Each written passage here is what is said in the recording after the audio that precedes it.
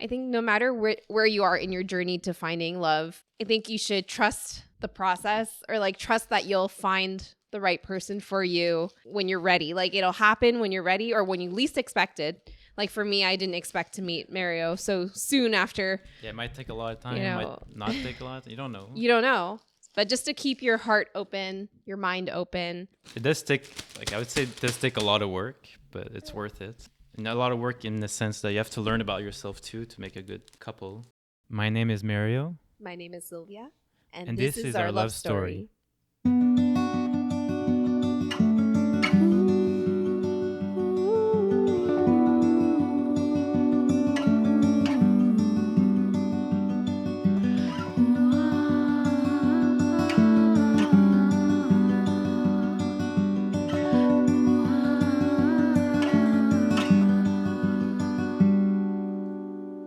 Hello, storytellers. I'm your host and producer, David Liu. Welcome to another episode of Tales to Tell, but this one's going to be a little bit different. Tales to Tell is a storytelling podcast focused on the stories that matter most, your stories. Normally, in every episode, guests from all walks of life join us to share their personal journeys, career, and ways of life.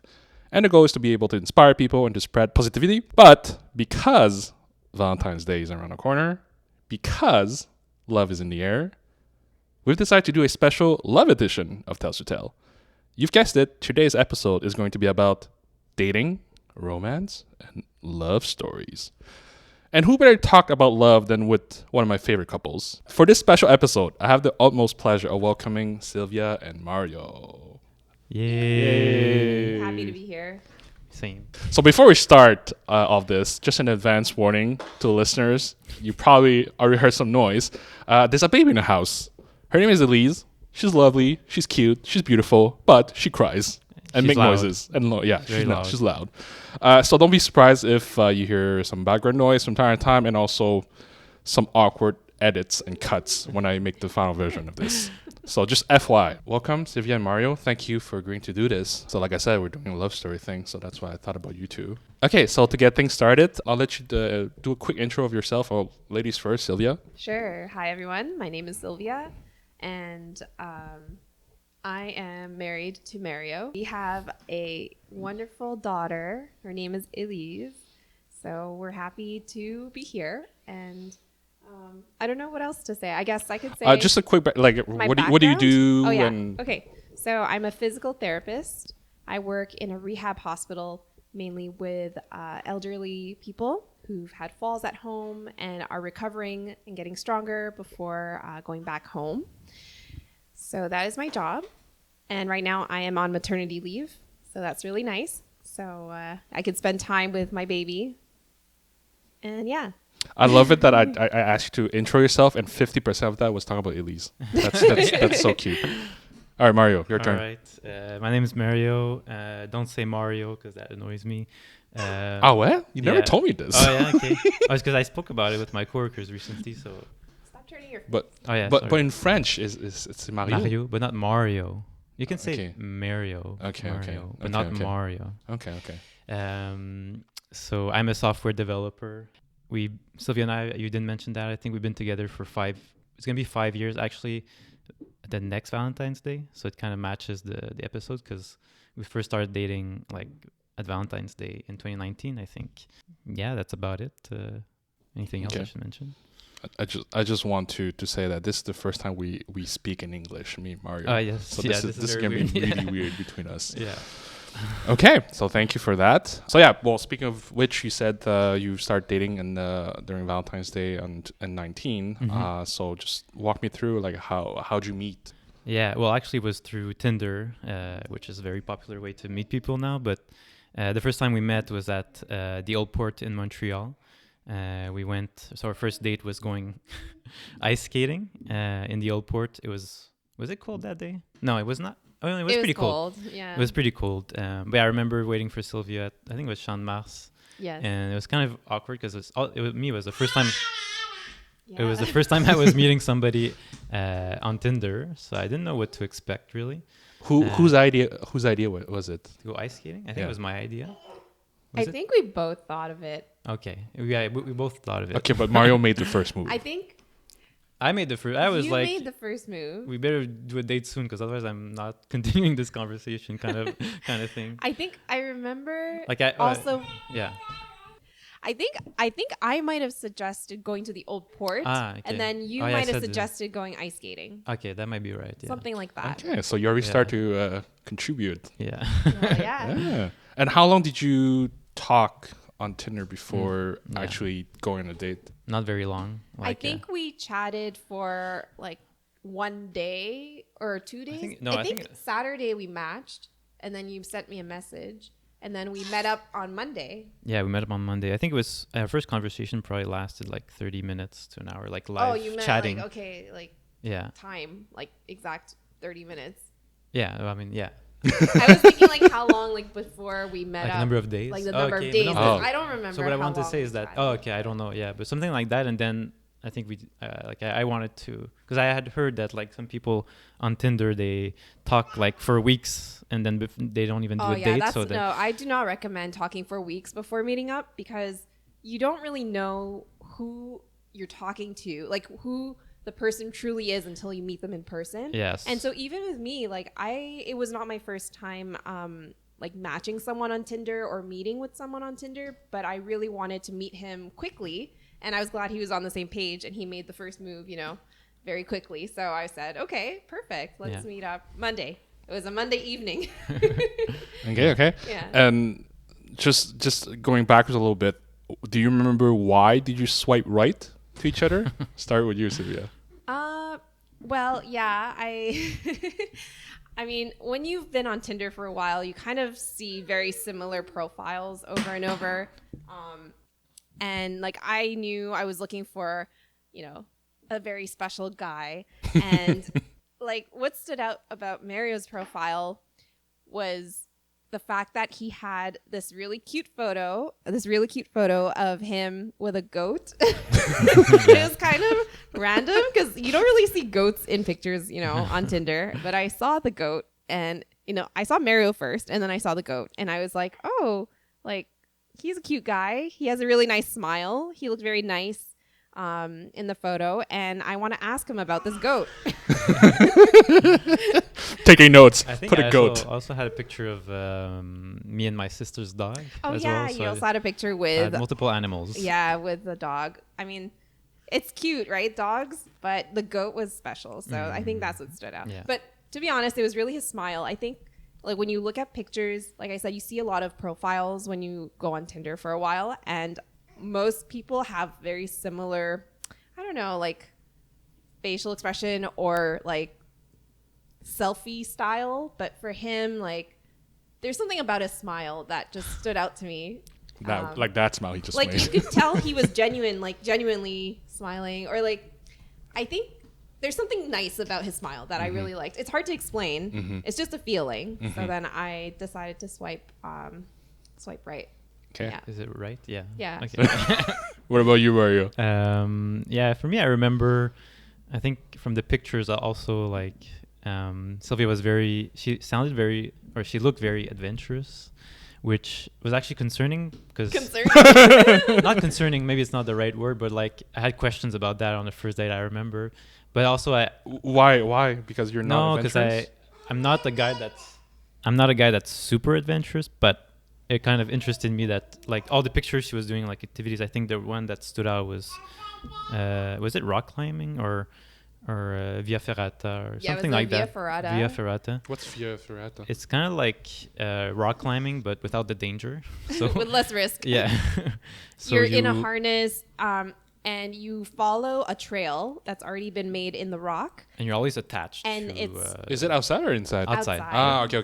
Yeah. Yeah, outside. Okay. So I think that there was a picture of that, and then there's also a picture. I think it was in a red. It was in a red dress. There was a picture with a red dress and like a drink. Yes. And I found you very beautiful. So Oh. yeah.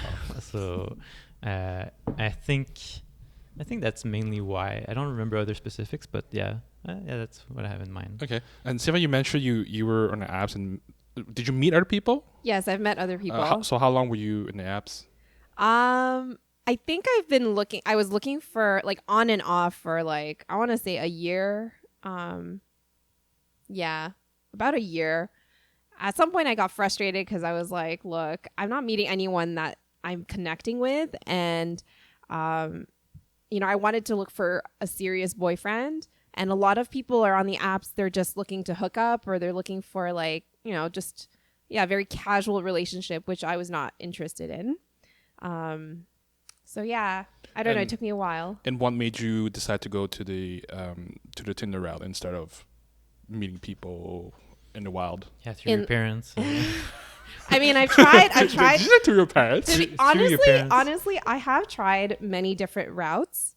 I was very active, always in school, like in different clubs. So I tried to meet people that way. I knew I was not interested in meeting someone in my program because I didn't want somebody. Well, I work in healthcare, and to be honest, I don't want to talk about healthcare or work outside of work. I wanted my home life to be more separated from my work life, if that makes sense. So I knew I wanted someone who was not in healthcare. So, then I was looking at,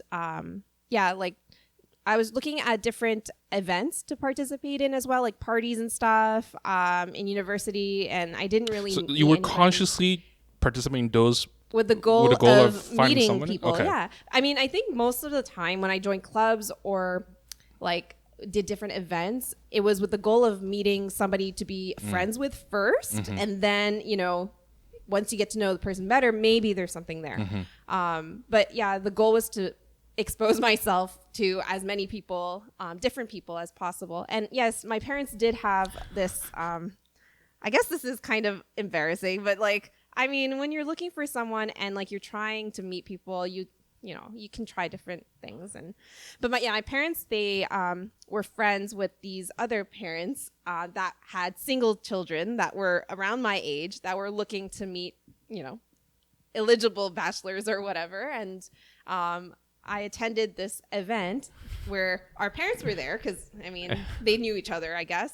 And then the kids also were there, and we were kind of given the opportunity to mingle.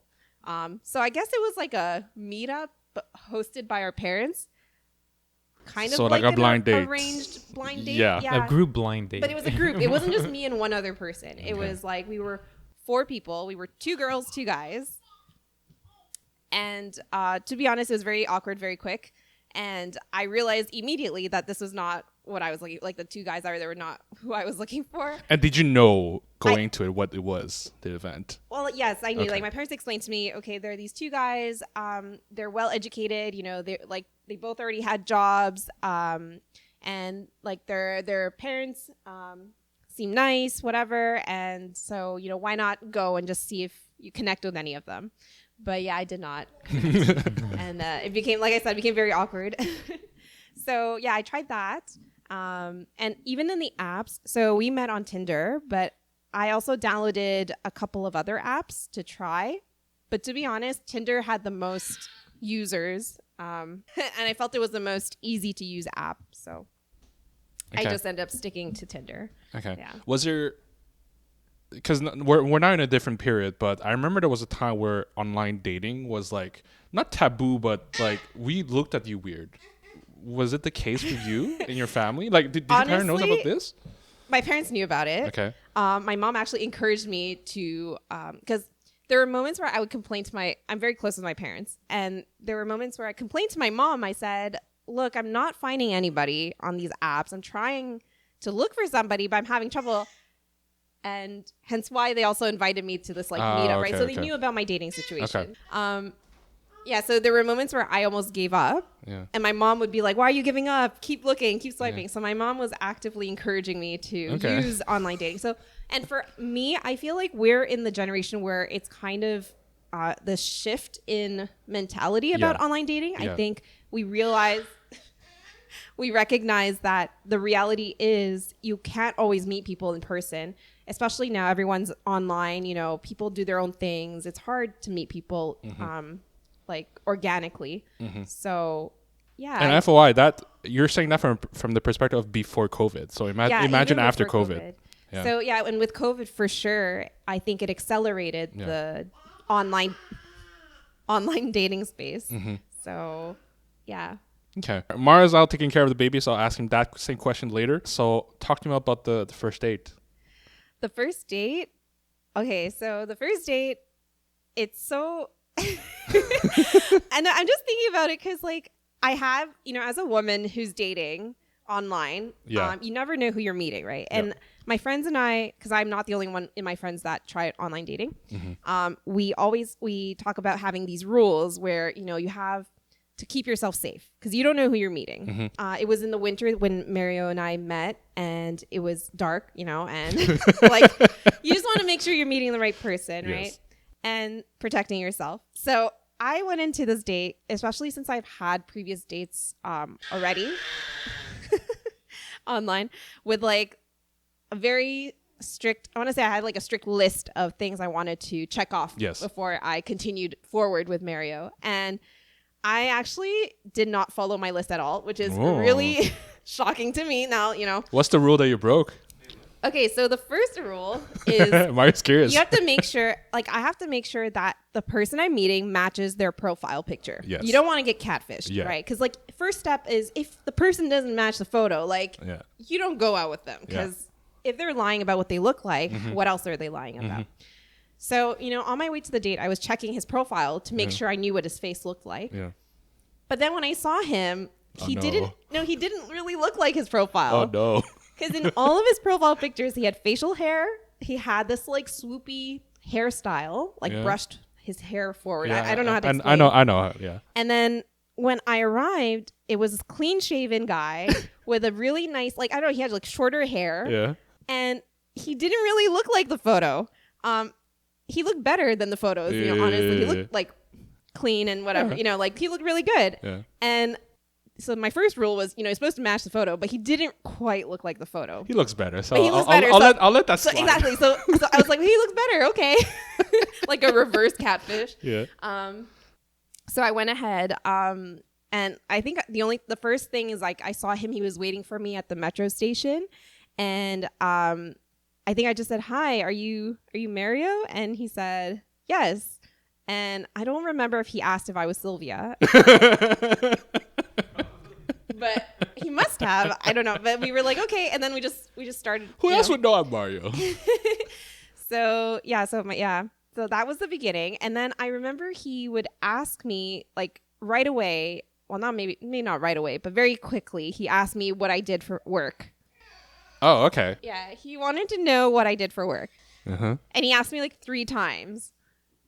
Because on my profile, I wrote McGill University. Okay. Because I thought I could connect with people who went to McGill or, at the time I had freshly graduated from McGill. And I was working, I actually had 3 jobs. I was working part-time at 3 different places. I was still working, figuring out what I wanted to do, where I wanted to work. So that's why, anyways. So he asked me a couple times what I was doing for work. And I thought that was a little strange because I was like, why is this guy so focused on what I'm doing for work? Yeah, so I was a little, I don't know. But at the same time, I was like, look, this guy's cute. He seems very nice. I'm getting nice vibes from him. So I moved along with the date. And so another rule that I give myself is... Sylvia's so distracted. I'm so distracted. I'm sorry. It's okay, baby is cute. Yeah. So yeah, another rule is I don't want any touching in the first date. I just want to talk. I just want to chat with a person. I want to ask a lot of questions, get to know them, and I want them to ask me questions to get to know me. Because if they don't want to get to know me, are they even serious about it? And he did ask a lot of questions about me. I mean, like I said, he asked 3 times what I did for work. So when you say 3 times, does he mean consecutively or or during the day he asked the same question 3 times? I felt like it was at the beginning of the day. He's like, I need to know this story, Mario. What do you do for work? Or I think he might have asked oh, do you work? And I said, yes. and then I think he must have asked but what do you do for work? And then, I say, I'm a physical therapist. Oh, yeah. And then I think I must have said, oh, I work in a hospital or something. But then I feel like he asked me again, but where do you work? What, maybe it's 3 different questions. Okay. But all related to my work. Okay. So And it's funny because you just mentioned before you don't want to date someone in this field because you don't want to talk about work. Yeah, but I think it's true. I think it's okay that he asked though, because the reality is I did not include that information in my profile. Though I did write, so I wrote McGill University and I wrote physical therapy. So it's true. Maybe I was still studying. But yeah, it just stood out to me though that he was very focused on knowing what I did. That's the one thing that stood out to her the first date. No, but yeah, and then I feel like yeah, like I said, another rule is I want to make sure the guy's interested in me. He wants to know more about me, and he was asking a lot of questions about me, so I felt at ease kind of about that point, right? So, and another thing is on Tinder, you only get the first name of the person. You don't get the last name, right? And in my head, when I saw Mario, I thought he was Italian. But then, see, the thing is, like, if you feel like someone's Italian and you meet them and they don't look Italian, is that like, I don't know. Like, I was like, how does this make sense? So I was curious about his name. But then I realized that he was Québécois. And in Quebec, there are people named Mario that are Francophone. Oh, right. I totally forgot about the Mario connection. Right. Except they're older, right? Like his name's not very common. So I thought that was interesting. Okay, so now we move along. We're on our way to the skating rink. Oh, so that was the walk. This is the walk. Okay, yeah. That was the walk There's towards a lot of things that go through, a woman's mind when we're walking and talking. And obviously, I'm like looking at what he's wearing. I'm trying to figure out like, the way he's talking. Is this a nice guy? Like, is this really like, somebody that I'm going to connect with? And yeah, he was very friendly, like the way he talked. He answered my questions. He asked me questions. And we kind of chatted all the way to the skating rink. And I remember something else. So in my list of rules or whatever that I give myself, I always split the check on the first date. Like, I don't want to put pressure on the guy or on myself. Like, if I'm being treated, I don't know. I want it to be equal on the first date. And then you can really see, I don't know, I feel like without pressure, like what the other person's like. And yeah. And I remember he offered to pay for the skating, like the skates, the rental. And I said, no, it's okay. Like, we'll split it. And he was like, okay. So why are you laughing? No, he was okay with it. So I was like, okay, that's nice, Yeah, so we went skating. And then I also remember thinking, okay, look, if this guy is a Québécois, he needs to know how to skate, right? Oh, no. But he knew how to skate. Okay. But at the same time, I was like, oh my gosh, I did figure skating when I was a kid. Oh, really? Maybe I could impress him with my skating. But it's been like 20 years since I skated for real. And I'm also very competitive. So I like when somebody's competitive with me as well. So I was kind of looking at that part of him when we started skating. And I was like, look, I used to do figure skating. I don't know your background with skating, but like, you want to see who skates better? I feel like we did a little skating. I might have tried to show off my skating to you. No? Oh, no. We went back. It's probably later. Maybe we just talked. Yeah, maybe we just talked. But I think in my head, I might have been judging you, like the way you were skating and thinking, oh, I can beat this guy. It was all in my head. It was an internal competition inside my head. Yeah, maybe that's a bit bold. I wouldn't have. Because, yeah, you don't want to scare a guy either, right? Like, you don't want to be like, okay, yeah, there's something else. It's like you don't want to be, it's kind of hard to explain, but it's like you want to be approachable on your first date, right? Like you don't want to be too intense. Yeah, so maybe it wasn't on the first date. Maybe not. But yeah, I just remember we connected. Like we would talk and skate, and it was really cute that, we just kept going. And then at the end, I think the rink was closing, like the end of the night. So we left, and then I remember Mario wanted to invite me for a coffee. Oh. After the skating. Or a hot chocolate. I'll let him tell that part of the story. Yeah, but anyways, like to his place or to a cafe? To a cafe. Okay. Yeah, I'll let him talk about that part of the story. Okay. But yeah, at the end of the night, all to say is I had a really good feeling about him. Okay. I felt like we had good conversation. Yeah, like you just have a good vibe, and I felt like we had some chemistry. And Oh, and one more thing is, in my head, I was like, okay, if this guy is the right guy for me, he's going to offer to walk me to the metro and maybe even accompany me to my metro stop at the end of the night because it was dark. You know, I'm a woman, and it's nice to feel safe, you know, with somebody. And he did offer to ride with me in the metro until my stop. And I appreciated that. And that was definitely a very romantic gesture. And I was thinking about that a lot when I went home. And at the end of the night, I also had another rule for myself where I was like, look, if the guy's really interested in me, he would text me first.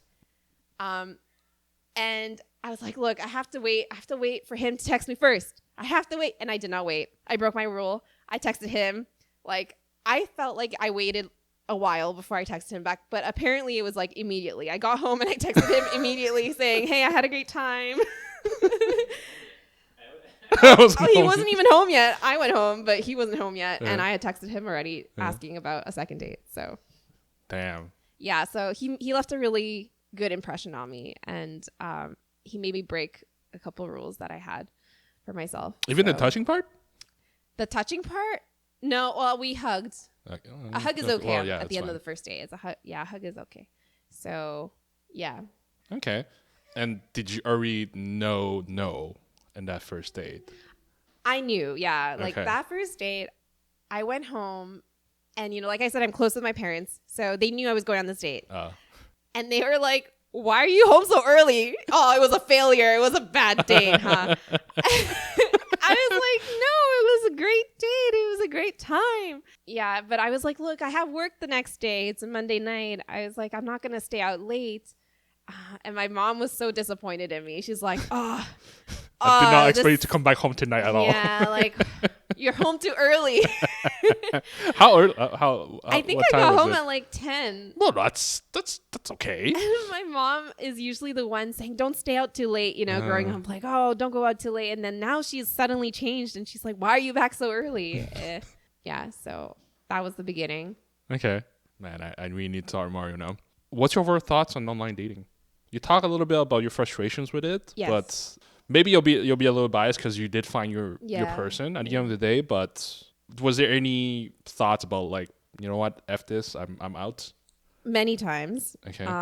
Like I said, I kind of on and off using online dating, and it's frustrating because like if you're swiping and you're looking at all these profiles, because like you go through hundreds of profiles, you know, in a week, and if you don't find the one you're looking for or like someone who matches you, it feels hopeless, you know?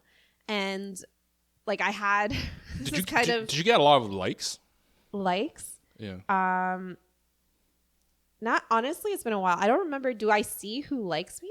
I think it tells you like a number and then it's like blurry. I don't remember back then if I had that. I don't think I was aware of how many likes I got. Okay. But I think at the time there was something called a super like, and if someone paid for the app, I think they could use a super like. Did Mario super like you? No. Did you super like them? No. Oh, okay. But yeah, so I got a few super likes, I guess. But I don't know, the people who super like me, honestly, I didn't really find them attractive, so I don't think That's it fair. really made a difference for me. But yeah, what I feel like was the most helpful with the online dating is looking at the description in the profile. So if they only had photos, I kind of skipped that. If they had photos and a little blurb about themselves, I would, you know, pay more attention to the photos. Did you like Mario's blurb? His blurb was, yeah, it was nice, but it was very basic. Like there wasn't anything like crazy that stood out. I think he said that he liked The Office, but a lot of people say they like The Office. So many people. Yeah, I mean, and he said he liked Queen, their song, Another One Bites the Dust, and I was like, hey, I like that song. I know that song. I don't remember what else he wrote, to be honest. I don't think that's what stood out for him. Okay, it's really the pictures. Yeah, I find the pictures, you know, like some people say picture, it's like 1,000 words or something like that. And so for me, the pictures were important. So yeah, once you look at a profile that has a blurb, well, once I did that, I would look at the pictures more closely, and I would take a look at their eyes in the photo and like the way they smiled. Like for me, I wanted to make sure the person was like genuinely happy or like that they look like very nice. There's something about the way somebody smiles or looks into a camera or, you know, for a photo that you get a vibe. So for me, that was what I would look at. Okay. Yeah. And also obviously if they have pets or if there's other people in the photo, like there were some profiles where there were guys that had their arms around girls in their profile, like photo. Even if it's your sister, I don't think that's a good idea. Exactly. And I'm like, even if that's your sister, I'm sorry, I'm not swiping. So yeah, so that's something that I looked out for. Yeah, and then the next thing is once you match with the person, how quick the conversation gets going, right? So when I matched with Mario, he messaged me pretty quick. I want to say like within, I don't know, for sure within the day, like within a couple hours, like I got a message from him, and he's the one who made the first move. Okay. Do you remember his first message? Yeah, he sent an emoji, like a waving emoji, and he asked me what was my favorite quote, and he shared his favorite quote from anything. From anything. Okay. And his quote was a very serious quote. I think it was from like Stoicism or something. I forget exactly what it was. He shared a very serious quote, and then I had a feeling. I was like, okay, this guy is like a serious guy, you know? But it caught my attention because not many people start their conversations like that. Most of the time, like a guy would just message, hey, or hello. And to me, that's very low effort. And I'm not interested. So. Okay. We're listeners. We're all taking notes, right? I find there are some guys who start with a joke or like a pun or something, at least something a little interesting. You can like, you know, kind of continue the conversation from there. But what about a flirt? The first message being like something flirty. Elise doesn't like that. A flirty message, I think it could work. It depends what the message is. Okay. It depends how it's written. Okay. And going through all that, would you recommend people nowadays to hop into online dating apps? For sure. Honestly, online dating, it's like another option for you to see if you can meet people, right? Especially if you're having a hard time in person, if you don't have time to go out and, you know, you don't know which events to participate in. Online dating definitely makes it much easier to to meet people. Obviously, there's a little bit of weeding to do where you have to like pay attention to like the profiles that you're swiping on and be kind of mindful of your own expectations, right? Like what your standards are, like what you're looking for, and to be open to meeting people. But yeah, it's definitely like I wouldn't shut it down. You know, if you're looking for somebody and you're having a hard time meeting in person, you know, people, like definitely online is the way. But also something else I just want to mention that I was very active in the dragon boat community, and I'm just putting it out there that dragon boat is an amazing sport, very easy for beginners to pick up. And it's a team sport, so you get to meet a lot of different people. And especially if you're in a community team, there are a lot of guys and girls. And you spend, and honestly, I read this that, you know, the more time you spend, like that's why clubs and team sports are awesome, because the longer you spend kind of at practices, you're with the same people over and over, you get to know them first as friends. And then there's always love in the air every season in Dragon Boat. Really? So, yes. There are a lot of Dragon Boat couples that, you know, I was not successful during my career with Dragon Boat, but I want to say that dragon boating is an awesome sport. It's still small. So if you don't know what dragon boat is, it's like a big canoe. There's about 20 people on the boat, and then there's a steerer, somebody in the back, like the coach who's steering the boat, and you're just paddling, and it's very fun. And it's a summer sport, so there's dragon boat only during the summertime. But you practice during winter, right? There are winter indoor training. Yeah. But that's like, I mean, if you're more serious about dragon boat, you know, that's where. So you were not serious. You were just there to find somebody. Yeah, at the beginning, I want to have fun, want to meet people, and dragon boat, everyone is super nice. The community is awesome, and like I said, you spend a lot of time with the same people, so you get to know them. And there's obviously like a lot of events, like competitions that you can attend. There's also a lot of other events that they host, like barbecues or team dinners. And yeah, like you start meeting people, and you can also meet other dragon boat teams. I just want to promote my sport. Do you want to promote your ex team? the team that I was part of a few different teams, but my most recent team is called Banana Ship. You can look them up, Banana Ship, on Instagram. Are you still official part of them, or? Yes, I am. I'm taking Okay. a break because right now Yeah. with the baby, it's hard for me to. I thought you were gonna go. say I took a break because I found my man. Oh. It's fine. It's fine now. Yeah. But yeah, I mean, as you can see, like I still enjoy Dragon Boat, even though I'm not in it to look for a partner. You do meet a lot of people and you make a lot of friends. So I definitely recommend. Cool. Yeah. So yeah, team sports is also another way to go. And yeah. Do we want to switch with Mario or? I think I'm gonna go with Mario.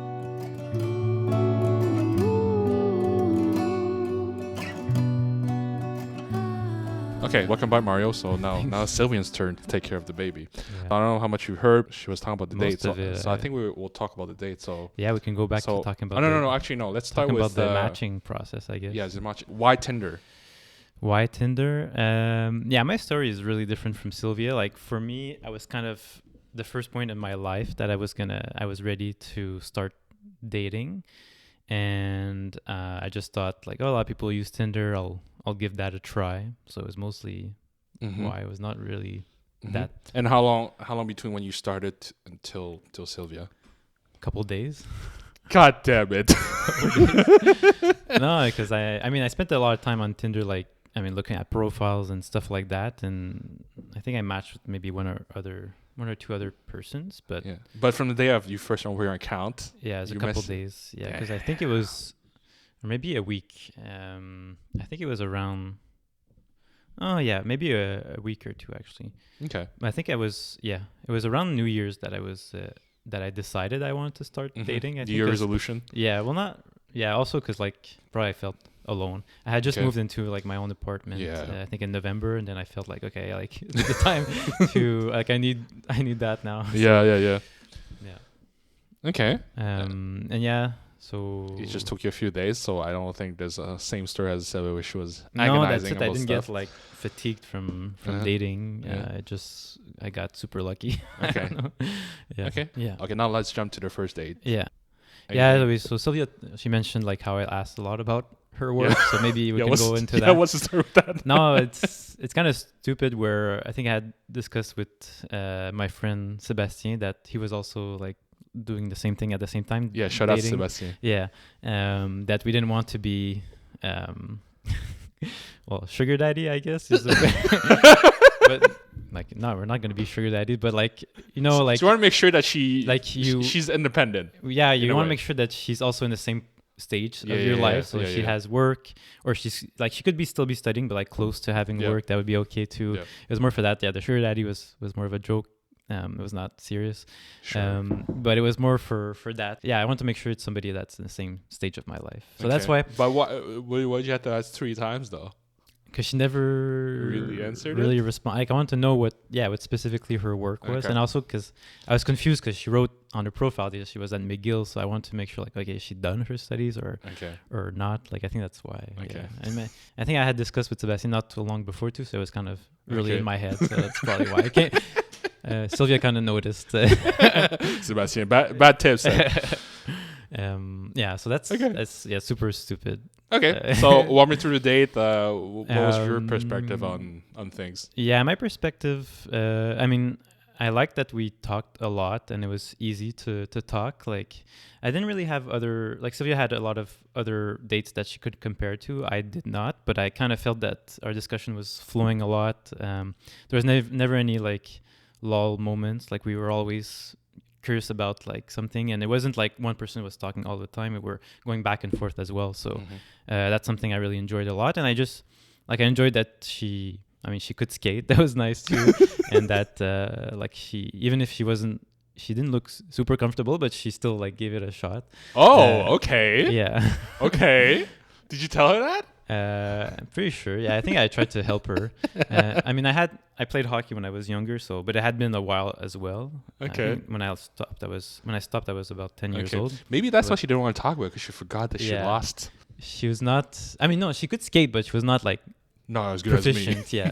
No, I'm not that good either. But like No, she was still, but she still like Yes. wanted to try, and Yeah, was yeah. trying, and Yeah. but she was okay. Yeah. Okay.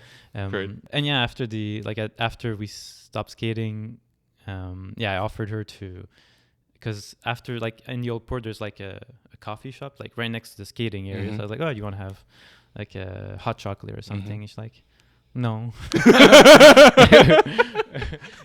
I think she said like it's late. I'm like, okay, but actually, funny story is we found out a couple of years later, because we try to go back every year, but we didn't go to this year because the baby. But we tried to go back, and then we found out that it closed at like Oh no. that shop closed at 8 anyway. Oh, okay. Okay. Like okay. so, even if she said yes, we couldn't have gone Okay. there. We could have gone somewhere else, I guess. Okay. But yeah. But no, that was okay. And then I didn't really take it too personally because it was a Monday night, and Yeah. I also was working. Well, she the gave you next the day. reason. Yeah, she gave me the reason. So yeah, that was just a funny story because I keep on bringing that back. Like, hey, why didn't you say yes? And I think we went back like a year or two, maybe 2 years, because there was COVID after, and then we went to have a hot chocolate. So she finally said yes. There you go. There you go. Yeah, no. So that was the date, and then at the end we continued talking all the way like home when I brought her back to the metro. So yeah. Did you know back then that she's the one, or No. did it take more dates? I think it took a lot longer for me because I didn't date as long, so my mind wasn't set. It was more like this is nice. It's like it's working, so I just keep doing it, and then I think it probably took a couple of months, to be honest, like to be totally, or maybe even years to be sure. Like like for me, like I know Sylvia, she's very how do you say that? Like, well, also she had a lot of experience, so she knew, but like she could compare like, okay, this is way different than exactly. past. So me, I never dated anybody before, like officially as well. I don't think Sylvia either, or maybe she did. Yeah, she did have one or two other relationships. So yeah, so I didn't really have anything to compare it with, and so it took me a little longer. Okay, but do you remember when it was like, okay, this is I need to marry this person? Do you marrying? Okay, but maybe not. Okay, but I think it was at the beginning of so we met in 2019, and so in 2020 is when like COVID really hit, and then we decided to like I told her like, if you want to stay at my place like full time, like, so I think that was you offered that. Yeah, I offered that, and then so it was a year into our relationship, and then I think that's the moment I have like, cause I think at that point she was already spending a couple nights every week like over at my place. So I was like, I mean, like I like you, like I mean we were dating, and I'm like, might as well, like, since it's gonna be harder with COVID, might as well just stay at my place like full time. And she said yes. So I think that was a moment where I kind of knew that it was becoming more serious. So it still took like a year. I think before that we even like we went traveling during the summer, and like I think I knew that it was like I enjoyed it, and then I wanted to continue. So, but yeah, the marriage, I mean, that's a whole other ballgame. But we'll get into that after. We did like one thing I want to mention is that we did mention,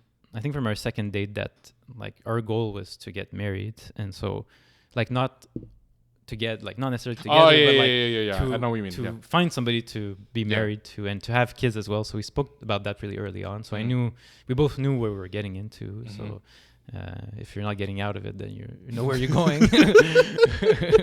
Yeah. So that's something. Yeah, I want to mention. Okay, not a lot of experience, but what would be your tips for people trying online dating? I think we did mention like don't wait too long. Like when people ask me, I just say like don't wait too long to propose to do a date. Like just set a time and place like right away. Don't spend weeks talking to somebody on Tinder, because that's just wasting your time. That's one thing. So I'm guessing the other people that you say you matched, you didn't even go to a first I think maybe date. I sent messages and then they didn't send anything back, but I never had any other conversations before Sylvia. What other tips? Like, I guess like I kind of enjoyed our first date where we were skating, because we're not face to face. Like it takes off a little bit of the pressure, whereas if you go like for a coffee, or I don't know what people do for a first date, like a restaurant, you're stuck in front of them for 1 or 2 hours, like forced to talk. So it's more comfortable to be side to side, and you're less like awkward. You feel less awkward. So that's something. There's probably other first dates you can do, like just going for a walk. Like is a good one, I think. I know at the beginning, since we were serious, we kind of set a schedule, but like we had a frequency, like every week we would meet basically. Like Like every weekend we would meet, and we just And when did it start being that frequent? like right after the first date we said, Oh. okay, let's do like Saturday. Like, are you available? Basically, Wow, I'm pretty okay, sure it was okay. pretty fast. And actually, our second date was like 10 hours, or it was very very long. 10 hours after? Oh, No, you mean okay? it Yeah, lasted yeah, for yeah. 10 Yeah, hours. okay. But it was I think it was the Saturday after. Okay. So we right away we like No more excuse to go home early. yeah, exactly. But actually, she was late for the first couple. So not the first date. The first date she was not Oh. late, but the first couple of dates after that, she always had a good excuse. But she was always, I think, for the first 2 or 3 dates, she was late. Okay. 'Cause I didn't mind too much. Well, it was How, a but bit late, of but how a- long? Like one of them was like an hour. Oh my god. Yeah. I remember like her excuse. I think it was like, well, there was a storm, like a winter, like a snowstorm, and she had to like shovel her parents' driveway. So she had a whole story. Oh, and she had to go to the store to buy like an salt you put on the driveway, Yeah. and then there wasn't any at the store and stuff like that. So she had a story, which, and then it didn't repeat the pattern too Okay, much after, okay, so I didn't okay. mind as much. Okay. No, but yeah, our second date, what I enjoyed too, which we went like mini putting, which is another activity. You don't need to be face to face. So Mhm. well, actually, we went. The first thing we did is to go for brunch, Mhm. and then we went mini putting, and then we did some loitering and stuff. And then we went for hot pot. So we Damn. yeah, that no, was- we, that was, no, it was a whole that's- day kind of thing. Wow. Yeah, That was an eventful second date. Okay. yeah. So you talked to me a little bit about COVID. Mm-hmm. So how was dating during COVID? I mean, I guess you made it easier because you made her stay with you. Yeah, and at that point we had already been going out like for a year, Yeah. so it was not too difficult for us because we just decided to move in together. But if it was the beginning of our relationship, it would have been like much harder. Mhm. Yeah, I don't know how we would deal with that, but for us, our solution was just to move in together. So that made it a lot easier. Thank you, COVID. Now, I had a good excuse to make her stay with me. Exactly. Yes. Yeah. I guess it was the point where we're like, okay, like we're ready for that. Let's Okay. just do that. It made sense with COVID. So yeah. Okay. Okay. Yeah, what made it harder is to like continue to do interesting things as a Uh-huh. couple too. So, but I think we'd still manage to like try to go outside, and we enjoy being outside and stuff Okay. like that. So Okay. we went skiing, I think, like right before everything closed down. So yeah, Mhm. we tried to do a lot of activities. Okay. I'm gonna ask Sylvia that Yeah. afterwards, but experience from my family is that, well, if you're dating someone who's not Asian, you get a lot of attention. So I don't know how her parents felt about that. Maybe you know, but I'll ask her separately. My question to you is, how was the first meeting with the parents? There was a lot of food. A lot of food. Okay. Yeah. So they were welcoming. Yeah, they were very welcoming. Actually, I had like a homework. What? I had to buy like specific things that I had to bring over at her place. Like, I think there was a bottle of wine, flowers, Oh. specific cut of like cold cut meat, like the Spanish like beef from Spain. I forget the name. Okay. That I had to bring over. Is that Sylvia asking you that? Yeah. Well, Okay. I was supposed. Well, according to her in Chinese culture, I would have had to know. Like I would have known, but since I wasn't not Chinese, Mhm. then I didn't know. So she had I to didn't tell know me. about the. Well, maybe it's different from our culture. But Yeah, I the, don't the know. cold cuts and the wine, that's different from us. Yeah, I don't know where that comes from. You can Yeah. ask her. Yeah. But But anyways, for me, yes. it was more. But yeah, to come back to like it was very welcoming for me. Like there was a lot of food, too much food. I felt pressure to, like I had to eat a lot of it, and there was a lot of different like dishes and at the end I was stuffed. You're probably super happy because FYI people, Mario loves Chinese food. Yeah, I love Chinese food. So, and yeah, the food was all good too. And sometimes the joke that we make is like, that's why you found a Chinese guy, because you can eat Chinese food whenever you want. No, yeah, her mom does cook pretty good Yeah. dishes, so I'm lucky for that. Okay. Yeah. But no, they were very welcoming, and I don't think they. Well, you can ask Sylvia that, she probably knows more, but I don't think they minded that I was not Chinese. So Mhm. yeah. Okay, but even though you say that, but I think you can tell me why. But but I think out of respect, you decide to learn their language. I did. Yeah. So it was talk to me not about right that. off the bat. It was maybe actually it was when COVID started. You had a lot of free time. Oh, so that's the real reason. Well, I mean, it was one of the reasons. Like if something COVID gave you is like time to do hobbies, I guess, Yeah. where you had to find hobbies. So Yeah. I decided that I want to learn Chinese, like Mandarin. Mhm. but her parents kind of awkward because her parents, their main language is not Mandarin, but I learned Mandarin because like if you travel to China, that's going to be the language that's more useful. Their main way is They're from Shanghainese. Shanghai, so yeah, Okay, they speak okay. like a Shanghainese dialect, which spoken is 100% Yeah. different from Yeah, yeah, Mandarin. yeah. So, but they speak Mandarin, so I Mhm. could communicate with them in Mandarin. But when they speak to Sylvia, they speak in Shanghainese. So that was a little bit. Actually, that was something that was difficult for me. I spoke about that with Sylvia like many times. Like when she talked with her parents, I don't know what they're saying like Mhm. 100% of the time. So Mhm. she had to translate a lot, and that was difficult. That wasn't a difficult part. Yeah. Was that one reason why you really want to learn the language? No, well, because I wasn't learning Shanghainese. So if I learned Shanghainese, I think that would have helped a Mhm. lot with that. But I was looking forward to like, if we travel to China, like I want to know Yeah. Chinese. I do want to learn Shanghainese at some point, but at that point it made more sense to learn Chinese, I guess. But it was also to show like that I was interested in the culture, and I was. So, Yeah. yeah, it was kind of for me an opportunity to learn like Mandarin as well. Mhm. Yeah. And again, by experience from our family, like whenever a non-Asian person learns your language, like we get so happy about it. Yeah. Like, did you feel the same way from them? Oh yeah, Even though it's not Shanghainese. they were very happy, a little too happy. They would talk like really fast, and I was like, "What the hell are you saying?" Like, I'm not there yet. Yeah, Wait. I'm not there. I'm still not there yet. Yeah. But they were very happy that I would learn, and like I remember the point where I could have like basic conversations with them, and I could understand when they're asking for me for something. So that was nice. Yeah. Okay. And can you communicate with the family in China in Mandarin, or? Yeah, they do. They Okay. do speak. Like Sylvia's grandparents, they all speak Mandarin. Okay. Okay. Actually, funny thing is the first time that I met Sylvia's grandparents on WeChat, well, on video call, they spoke to me in Mandarin. Like at that point, I did not learn any Mandarin, but they Yeah. spoke to me in Mandarin. Yeah. Like they switched from Shanghainese to Mandarin to talk to me. Like I would understand more because they used Mandarin. Yeah. And then by I had no idea what they were saying. Okay. But that was interesting. Yeah. Okay.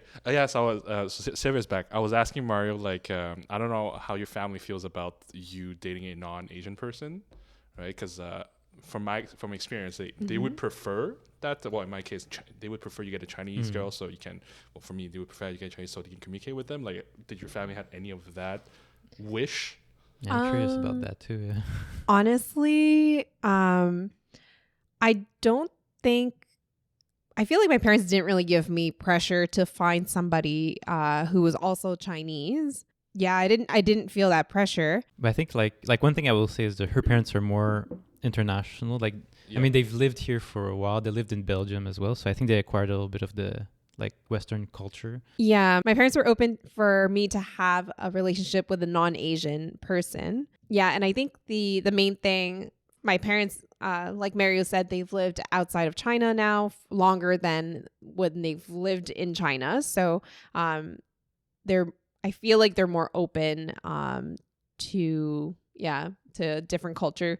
And the important thing is that I'm happy. That's what my parents said, that I can share a life with somebody who cares about me, who has the same values as me. I think that's what's the most important. The fact that we share similar values. Culture, I mean, yeah, we have our kind of different history. How should I say this? Like different cultures Yeah. growing up. I was talking to David, like also the language like barrier. There was a language barrier because you do talk Shanghainese to your parents, so and I didn't understand it, so that was a little difficult. Yeah. But the rest, there's no big problems from my side actually, at least. No, yeah, from my side, no big problems. And my parents loved you right away. Yeah, like as soon good. as they met you. And even I think maybe because like I said earlier, I'm close with my parents. So They knew how happy they you knew, were. yeah, they knew from the beginning. They were there from the beginning of our relationship. So, and I would tell them, all about how I loved hanging out with Mario and how, we got along well. And, like I think maybe they saw the way that I was talking about Mario and they realized quickly, oh, wow, she really likes this guy. And so they had a really good impression of you even before you met them. It was easy for me. So, yeah, I think the transition was easy. Okay. I don't think I'm going to ask you the same question, Mario, because I think, because KB Quiet, I think we're pretty multicultural, unless you have something interesting to talk about when your parents met Sylvia? I don't think I have anything interesting, but my parents are like very different from Sylvia's parents. So I don't know if I'm curious like what she thought. Yeah. Yeah. I mean, I don't know if it's really cultural difference, but I think it's No. more personality Yeah. difference, Yeah. like Yeah. different way of doing things. Like the biggest difference is my parents are very involved and like they want to know everything going on in my life, but I'm close with my parents and I know it's not coming from a bad place. Like they want to know me. They want to like, they care a lot about everything that I do and they're very involved. So I would say that's the word, involved. Like Mario's parents are involved as well in his life, but I feel like they give him more space for him to like be his own person, do his own thing. Like More casual. yeah, there's too. like no pressure Yeah. really from your parents in any direction for anything. Whereas for my family, I feel like, maybe it is a little cultural, like Asian parents, growing up, they're very strict. They care a lot about education. They want to see me succeed. And so they put pressure on me to do certain things, but I know it's coming from a good place, so I don't really have any malice towards it. But it does get a little overwhelming sometimes if they're giving a lot of pressure. Like, for example, looking for a boyfriend, like I said, I would take breaks with the online dating. And my mom would be like, why are you taking a break? Like, you got to keep looking. Otherwise, you're not going to find, your person. Or see, my parents didn't even. I don't think I even told them that I was like looking to date somebody. So yeah, that's a big difference right there. Like, Did you just bring Sylvia back home and it's like, oh, by the way, this is my girlfriend? No, I think I mentioned to them like at some point when we were out, like, I'm dating somebody. And okay. that was it. See, like if I told my parents, I'm dating someone, they'll be like, wait, when did you meet? How did you meet? Who is this person? Like they'll kind of give me a whole bunch of questions like right away, right off the bat, instead of giving me space or like, waiting for me to tell them. When did your parents meet? Because you started dating Maria in your mid-20s. So was it because they met earlier, so that's why they want to put pressure on you, or is it just the Asian thing? Yeah, well, my parents, they met, I think they were, I don't know the exact age, but yeah, definitely early 20s. Yeah, because they left China when they were 27, 28, or maybe even early 26, 27 years old, something like that. In 89 probably, I think, something like that. Yeah, I think so. Because it was right after like the Tiananmen Square thing. It's okay. Yeah, Mario's it's okay. been studying the history of China, so he's very. Like I remember your two grandparents, they were working at the same like textile, or not textile, but a button factory or something like that. A watch factory. Oh, watch factory. Okay, and then so they. Oh yeah, my matched your parents. Yeah, my parents were kind of an arranged. So maybe your parents wanted to dating reproduce something like couple. that. I don't know. I'm just kidding. Yeah. I mean, honestly, like if you're looking to meet somebody and your parents say, "Hey, look, I met these people, and they have a son or daughter who is about your age, who seem, to have similar interest, or could be a match. Why not meet the person? Like, go on the blind date, take a look. Why not? Like, if you're looking for someone, I feel like you should be open to it. But obviously, depends on how much you trust your parents, in terms of like their judgment in looking for somebody for you, like if they know what you're looking for, your style of person that you want. And okay. Yeah. Yeah. So one other thing that we talked about when you were away was dating during COVID. But what made your situation a little bit different is that you went to live together. Yes. So I guess dial back a little bit. What was your reaction when he asked you to come live with him? I don't know if he really asked. I think like we just had a conversation, and we both decided that we wanted to do that. It made sense. Yeah, it made sense. Yeah. Like I said, like you were staying over a couple nights every week anyway. Yeah. So yeah, we just thought it was very natural transition into living full time together. Yeah, I didn't feel like it was difficult. I don't know, because you were living alone for for a while. That's true. That was pretty difficult. And then I actually came and now you're talking about it. It was difficult. But Sylvia, you also just bought your place and you started living alone too, or was that? Oh no, it was building, right? It was not built yet. Yeah. I purchased a brand new condo. I signed the contract like 2 months before I met Mario, and actually when I had signed the contract, I had thought to myself, "Look, I don't need a lot of space because I'm going to be alone." Yeah. And so I bought a studio, like the smallest condo unit they had. And I was like, look, I'm going to be comfortable on my own in my little condo. I can tell you, Mario complained about it a lot. And then I met Mario and I was like, oh no, what have I done? Yeah, just to go back to like starting to live together. Like for me, it was difficult. I don't know for you. I don't think it was difficult. I thought it was very easy. Yeah. So for me, it was difficult because I'm introverted and Sylvia likes to talk a lot. And but that's interesting because you just told me that one reason you want to start finding someone was because you start to feel lonely. Yeah. But I will spend time with Sylvia and I'll be happy, and then I'll be like, okay, it's enough. Like I want some time alone. Like that's how I work. Yeah, that's how introvert works. So just because you're introverted doesn't mean that you don't want to spend time with somebody else. So for me, it was difficult because when I was living with my parents, like they would leave me alone. When I was living alone, well, I just did whatever I wanted, and like I could read books and play video games whenever I wanted. But with Sylvia, then it changed that dynamic. So it was a difficult transition, but it was not insurmountable. It was, we did it. We did it. It just took me a couple months, I think. Yeah. Maybe. And I think also, like Mario said, I'm more extrovert. And I think in the beginning of our relationship, like I really, like whenever we were together, I want to spend time talking. I want to do things. I want to be lovey-dovey with him, and sometimes like he says like he needs space, right? Like especially once we've lived together for a while, it's like you see each other every day. It is important to give each other some space, some time alone. And I quickly realized, I think Mario, you even told me like, oh, I need some time on my own, and I respect that. I want you to feel good when you're with me and not feel drained. So if you need time to recharge, then I'll give you time to recharge. But I also wanted to do things with him a lot, and I had to hold myself back a little bit in certain moments where I was like, hey, look, I really want to spend time and talk to Mario about this. I want to show him this, but I understand also, okay, he's a bit tired now. I think he needs a space, and then he'll come he'll come back and we'll do what I want to do. I get charged up. Charge up. But just a funny anecdote about this. Oh boy, oh no. There comes the tea. Here comes the tea. The tea. I think it's pretty adorable. But okay. So we went on a trip to the spa in Mont Tremblant. Oh, okay, that one. Okay. That's what fine. What are you talking about? That's fine. No, it's okay.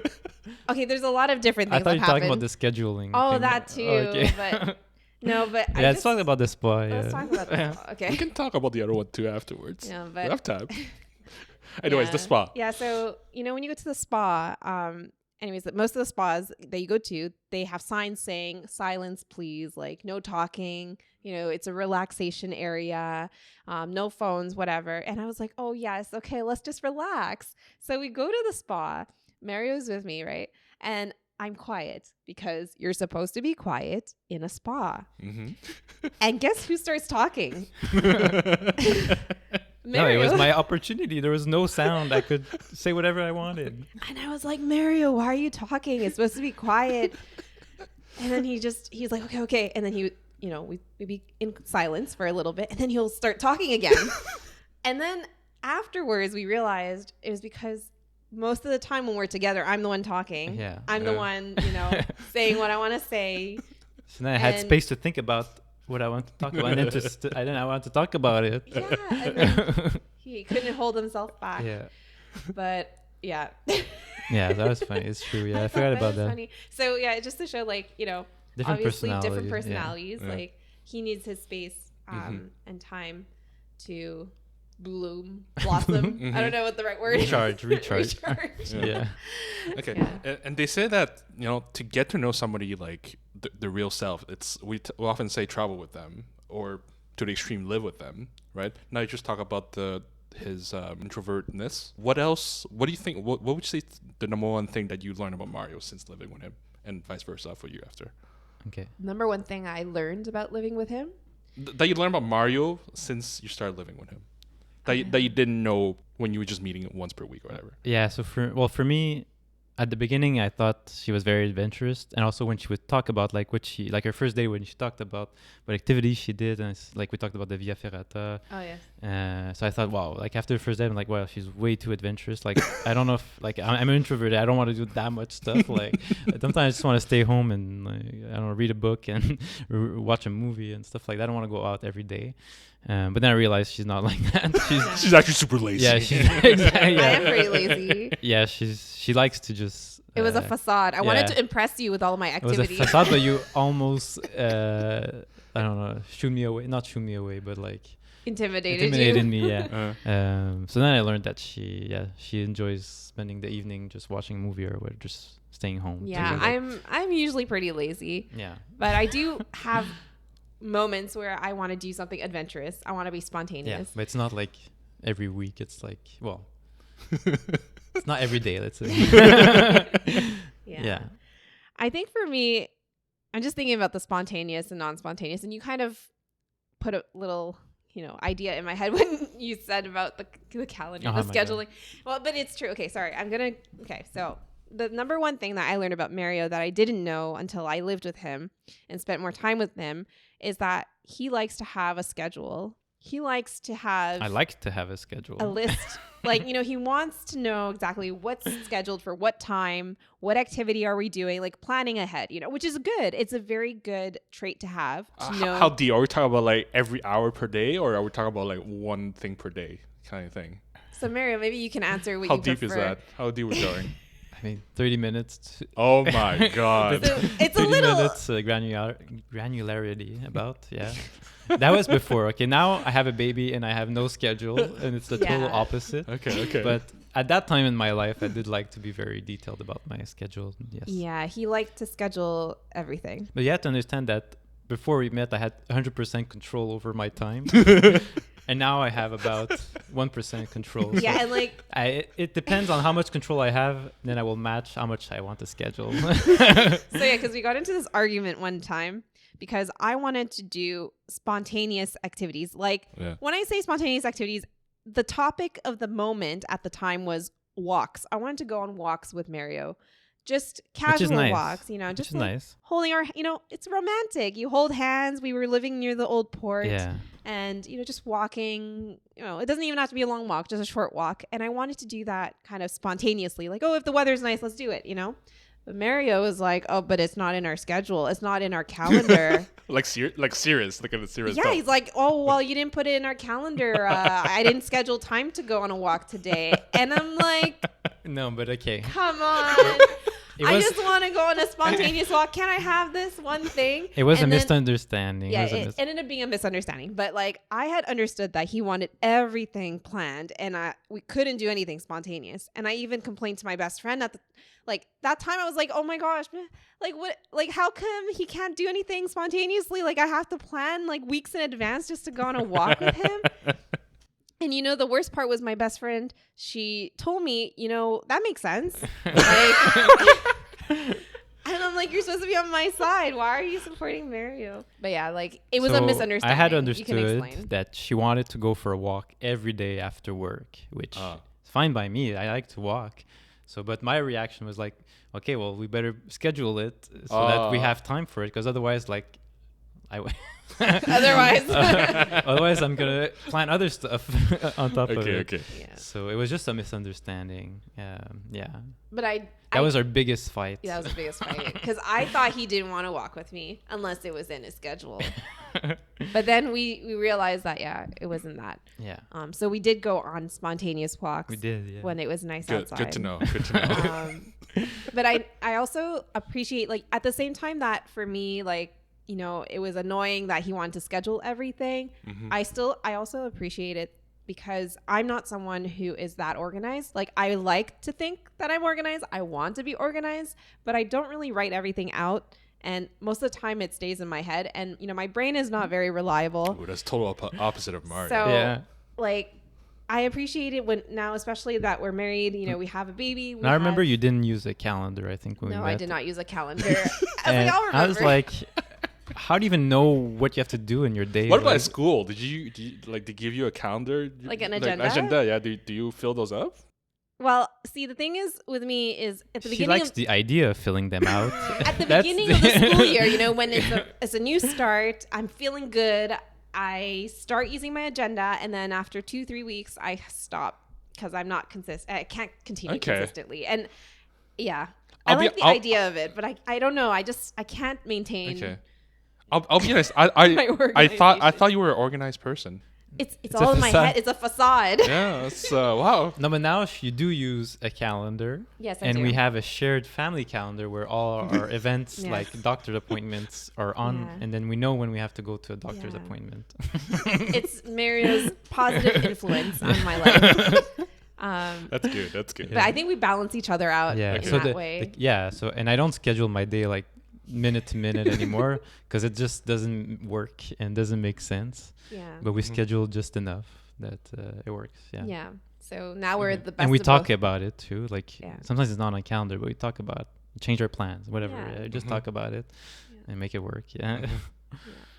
I forgot to ask you how long did it take before you were comfortable presenting Mario to your parents? It was like 3 months. Yeah, I think it was about 3 months. Okay. And what about your friends?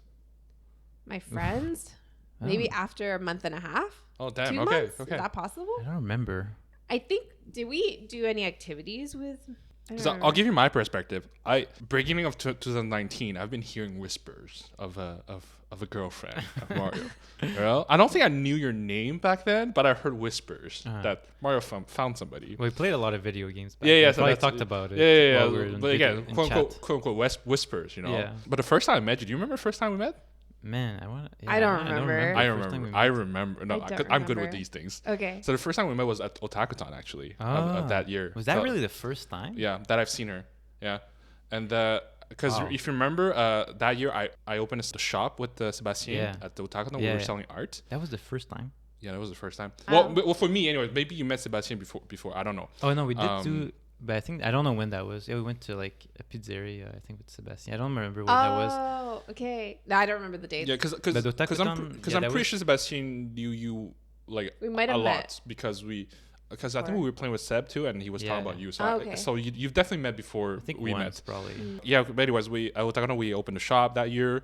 I was sitting with Sebastien behind the shop, obviously, and then I think it was your first Otakuton. Yeah, You came, and I remember For- how definitely, yeah. I remember how you were doing this cute thing where you were like holding Mario's arm, you were hiding behind, you were like hello,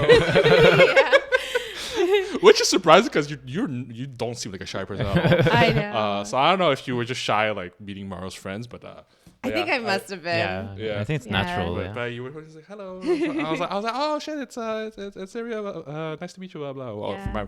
and then you just told me, oh yeah, you actually did staff with Otakuton. Yeah, So yeah. Yeah. so we vibe right away. I'm like, oh yeah, she's cool. And I'm cool. yeah, she's Yeah. cool. But we barely talked because I was busy. I think I went back Yeah. up to help because I was I'm still volunteer for that organization, so I went back up. But I think the time when I was really like, okay, yeah, she's quote unquote one of us, one of the because we call ourselves like the Geek Squad, whatever. And it was when we went to the movies. I forget which movie, but I think it was Joker. Batman? No, it was either Joker or Batman. It was one of Oh, those. Joker. Remember the first Joker movie? Yeah. Did you go to get? Yeah, Yeah, I think I went with she was you there. guys. She was I there because right after the movie she was talking about, oh yeah, that was really dark. Blah, blah. yeah. I'm sorry if people say I remember these random stuff. I'm sorry. So yeah, It's that's true, yeah. I remember that's when I was like, yeah, she's cool. She's cool. She's cool. She's definitely cool. You know. And then we jokingly said like, Mario, yeah, she's good. She's good. She's like, she better be good, otherwise I'm gonna leave you guys. Did I say that? Something like that. Sounds like something I would say. Yeah, I'm paraphrasing that. So yeah, I do remember. Yeah, meeting your friends. I think at Dragon Boat competition. Yeah. Actually, at Oh, the maybe it must have bassin, been in the summertime. Yeah, and I remember because in Quebecois culture, when we meet, like your friend, I would kiss like each cheek. But your friends were like, what, No, we don't like, do what the that. hell's happening? Oh. Like, and that was very awkward. I remember. Oh wait, because you were kissing her friends. Yeah, I was gonna like. I think I was gonna. You leaned in. and then we just like hugged or something. I Yeah. think it was kind of. And I was like, oh, 'Cause okay. because I guess there is a cultural difference for sure. Like Anglophone, Francophones living in Montreal. Yeah. Yeah, because when I And- meet my family or even friends of friends, like it was for females, Yeah. a cheek kiss on the cheeks Yeah. As a greeting, yeah. as a greeting. Yeah, I personally would never do that. not on the cheek, but like like air kisses, Yeah, but still, cheek to cheek. Yeah, it's too close to me. that's Yeah. Quebec culture. Yeah. For my friends, well, growing up, yeah, like I'm more Anglophone, and like in high school, like all of my friends, like anybody I met that was more Anglophone, we never did kisses. Yeah, We so always that's a bit did, like, awkward. Yeah, Hug or handshake or, yeah. like more distance than, yeah. Kissing seems so intimate, but it's in the Quebec culture for sure. Yeah.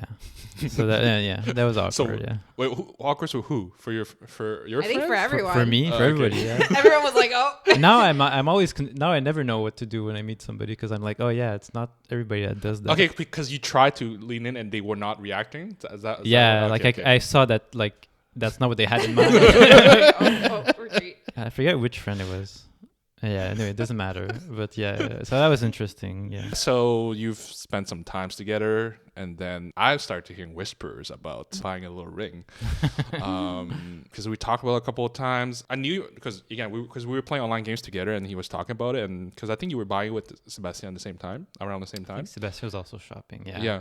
So that's why they were both talking about ring, Yeah, and they were teaching me about rings. It's one of those things I feel like I'm not shopping for rings, so that's why I don't know anything about it. It's only so, once you start looking into it, Yeah, you're yeah. like, wow, there's so many choices and Yeah, styles. yeah. Yeah. And then Christmas, you came to my house and we were doing like a Christmas get together thing. Let's not talk about the Yeah, details. yeah. Was that the He's making Yeah, Party? that was he's making the faces, and then that's when Marta was like, "Yeah, I'm gonna do it. I'm gonna do it January." And then I think a week later in the group chat, you told us, "Okay, it's gonna be on January 13th." I think you said, "Oh, it's gonna be next Thursday." I think January 13th. Yeah. And Thursday. then obviously I put in my head, I was like, okay, yeah, we'll be there. Wait, We'll be no, there. I think it was Wednesday. Is it Wednesday? It was I Wednesday. think. It was Wednesday. I think it was a It was Wednesday. Wednesday. No, but initially the 13th was a Thursday. Oh, okay. And then I don't know why you never explained to us. And then the day before the 12th, so the 11th, you're like, guys, it's happening tomorrow. That's possible. So you changed the date. I never asked you why. I think though. I know Yes, why. because the 14th is the first day that January 14th. Yeah, the first day we And met, and that I was a didn't. Friday. I didn't want to do it on the same day as when we Okay. met. I want to do a different day. Okay. That's why I changed. No, but probably. you initially asked for 13. I don't know why you switched it to 12. So that I don't know why. No, that's I okay. don't know. I I don't remember. know. Well, initially I wanted to do it before the new year. Yeah, but I think she got sick. we got both sick. Yeah, You got okay. it. Because Yeah. I spent like months rehearsing like a song I had prepared on the Oh, piano. okay, we'll get to that. We'll get to that. 'Cause- So I just want to okay. Yeah. Okay. But anyways, Yeah. so the question pop on January 12th. I don't know about your side, but on us it was so cool. Like, because he prepared. Well, he prepared way more than that. But the day of, he took you took a half day off ish. Yeah. And so he was preparing Did I send you everything. pictures? Yeah. I must You have sent me pictures. pictures of roses the and setup and yeah. stuff, but obviously you didn't record the Yeah, proposal, which is fine. I think you wanted me to live Yeah, stream we it. were joking. I was like, "Yo, live stream it." Like, He's no. like, "No, I'm way too stressed already." Yeah, I'm glad you guys didn't. Yeah, like cause obviously like he wanted to be super prepared and stuff, but so much so that he finished preparing everything like 2-3 hours in advance, and because of that, like he kept talking to us like, "Yo, guys," I was like, "I know I'm so stressed, but there's nothing else I can do. I'm done." And I told you this back then, but I'll say it again. Like, thank you for sharing us this like experience with us with the boys, quote unquote. And then That yeah, was obviously cool, I'm so happy for you both. Okay, so now let's go back. Yeah. When did you know you were gonna do this? Ooh, when that's did you a know good you were- question. It must have been in the summer of 2021. When So you proposed on 2022. I proposed in January 2022. Yeah. Is Yes. that right? Yes, because then we got married in 2023. 2023. Okay, yeah. That Yeah, makes yeah. sense. So it must have Jeez, been. I know the dates more than him. Oh yeah, sleep deprived. I thought it was in your calendar. Well, it is not in my head.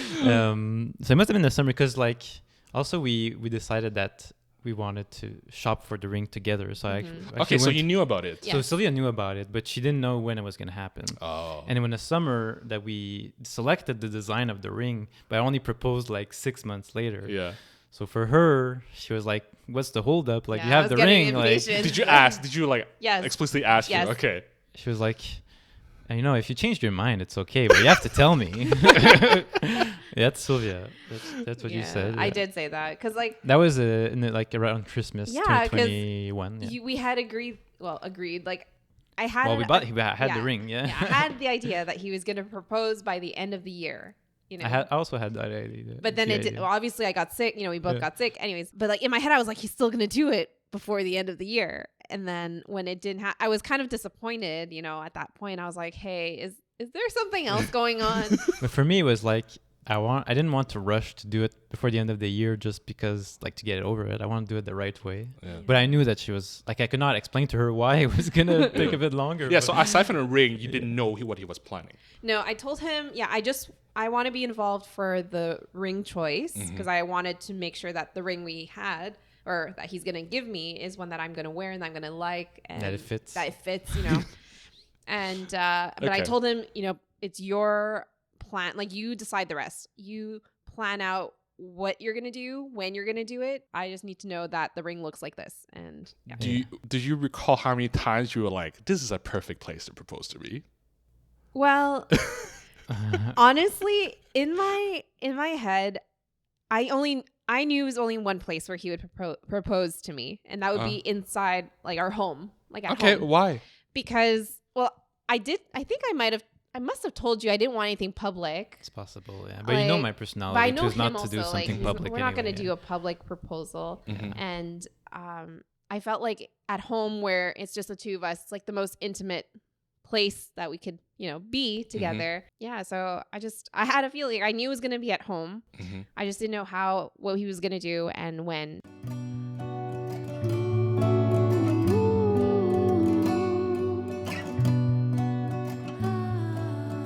Sylvia just had to go take care of the baby again. So perfect moment. Let's talk about preparation for the marriage. Also, So yeah. what are all the plans and what you had in mind and what was the idea behind how'd you propose?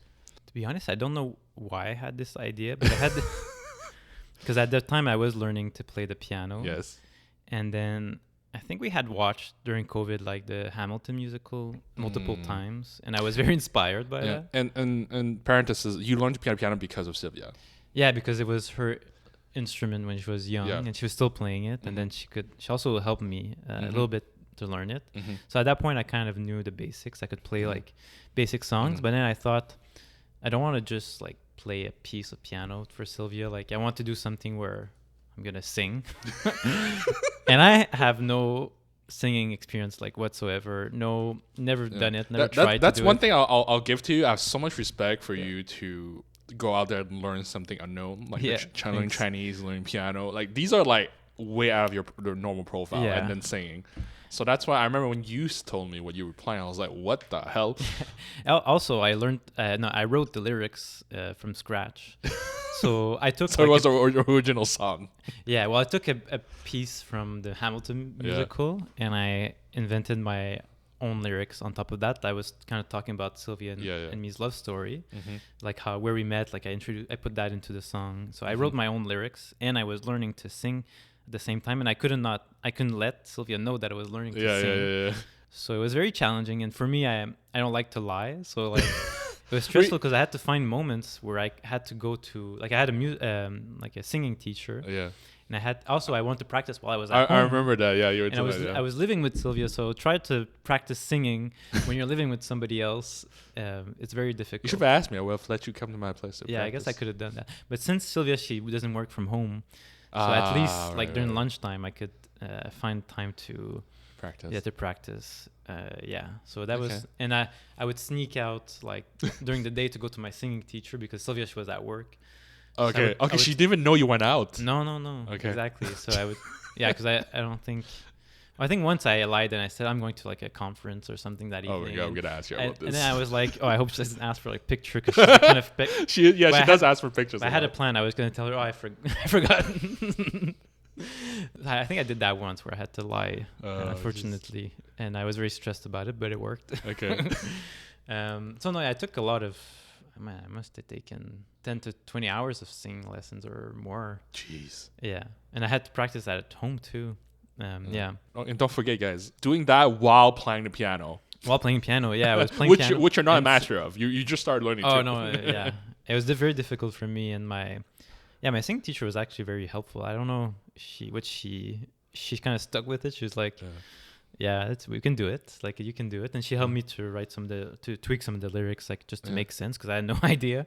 That's cool. So yeah, I never sang after that. Like it was only to propose, and then I'm like, I'm done with this. Like it's too much work. I was gonna ask you to sing No, us the song. don't ask me to sing a song.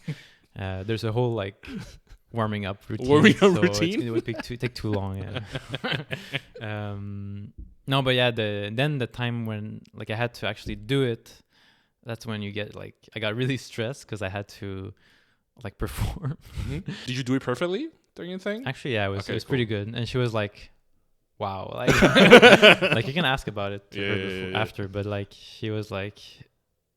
I don't think she could believe that I was singing and playing the piano. God damn it! I want a live stream. Yeah, God damn it! I kind of wish that I think I have recordings of me practicing, but not the actual thing. Okay. I don't know if I still have them, but That's fine. yeah. No, we're not gonna play it now. But like, No one. in my head, it was perfect. Yeah. Okay. So you were preparing all that, and the D-Day was coming. Yeah. So run me through what was in your mind. Oh my God. In your mind and stuff. Well. I was kind of sorry, when did you know you're not gonna do in December-ish? Because it's just because we got sick with COVID, and I had planned a day, I think, and but then we got sick with COVID, and I was like, and then Sylvia she was not going to work, she was staying home, and I had to, and then I can't practice anymore. Like, how do I practice when she's home all like 100% of the time and not working? So I had to find like I think I would sing in the shower. Like I would go for a walk and I would practice singing, like walking alone and practice singing outside. I found ways, and actually the piano we have, it's electric and so you put the digital. So I put headsets in. I wake up earlier than she did, so I would like. My God. It's like 7. Okay, I have like an hour to practice. Oh and my God. Sneak out and go play the piano. Yeah. I'm gonna ask if she knew about that. No, she did not. I think I did it really well. Okay. But the D-Day came. I kind of had to. I was wondering like how to set up the apartment. And, like the only idea I had in mind was to put rose petals on the floors because that's like romantic. And was there any thinking behind why 12 or 13 initially, or it was the date? Yeah. No. Okay. Well, like we talked earlier, I didn't want to do it the same date that we had met because I wanted like a different day. Okay, it could have been any day aside from that. Yeah. That window. Okay. I didn't want her to expect it either because I thought that also she would expect it for me to do it the day that we met. So I didn't want to do it that day. So it was mostly for that. But apart from that, I didn't have like a date in mind. I wanted to do it as fast as possible. You know what would have f with her mind is you don't do it after you don't do it the day of your anniversary. Make her wait. I think that would have. I don't know if our relationship would have lasted through that. To be honest, I knew I didn't want to do it after. That's true, but I didn't want to do it right after we went back to work because I want to have time to practice again. Okay, that goes to that window. Yeah, exactly. Okay. But the date itself, like I didn't look any like in the. You know, some people look at like the astrology, not astrology, astrology. Mm-hmm. Like no, I'm asking because it could have had a special meaning, or whatever. But I guess okay. I want for it to be its own date. Yeah. Okay. Anyways, so you bought petals? Yeah, online. Bought a lot of them. I remember you stressing out because you're like, "Crap! I bought some real petals, but they're not arriving yet. I'm stressed. I don't know if they're real actually." And I received them, and I had to like last minute hide them too in our apartment. That was terrifying. Yeah. But it wasn't so bad. But in the end, I wasn't sure. Like, did I buy enough? Like, I don't know. I never done this. I don't know how. I can't. It was not that long of a trail. I remember. No, it was not too long. Plus, it was so small. But she was home, and I couldn't try it out, like to see if there was enough. Except the day of, I think.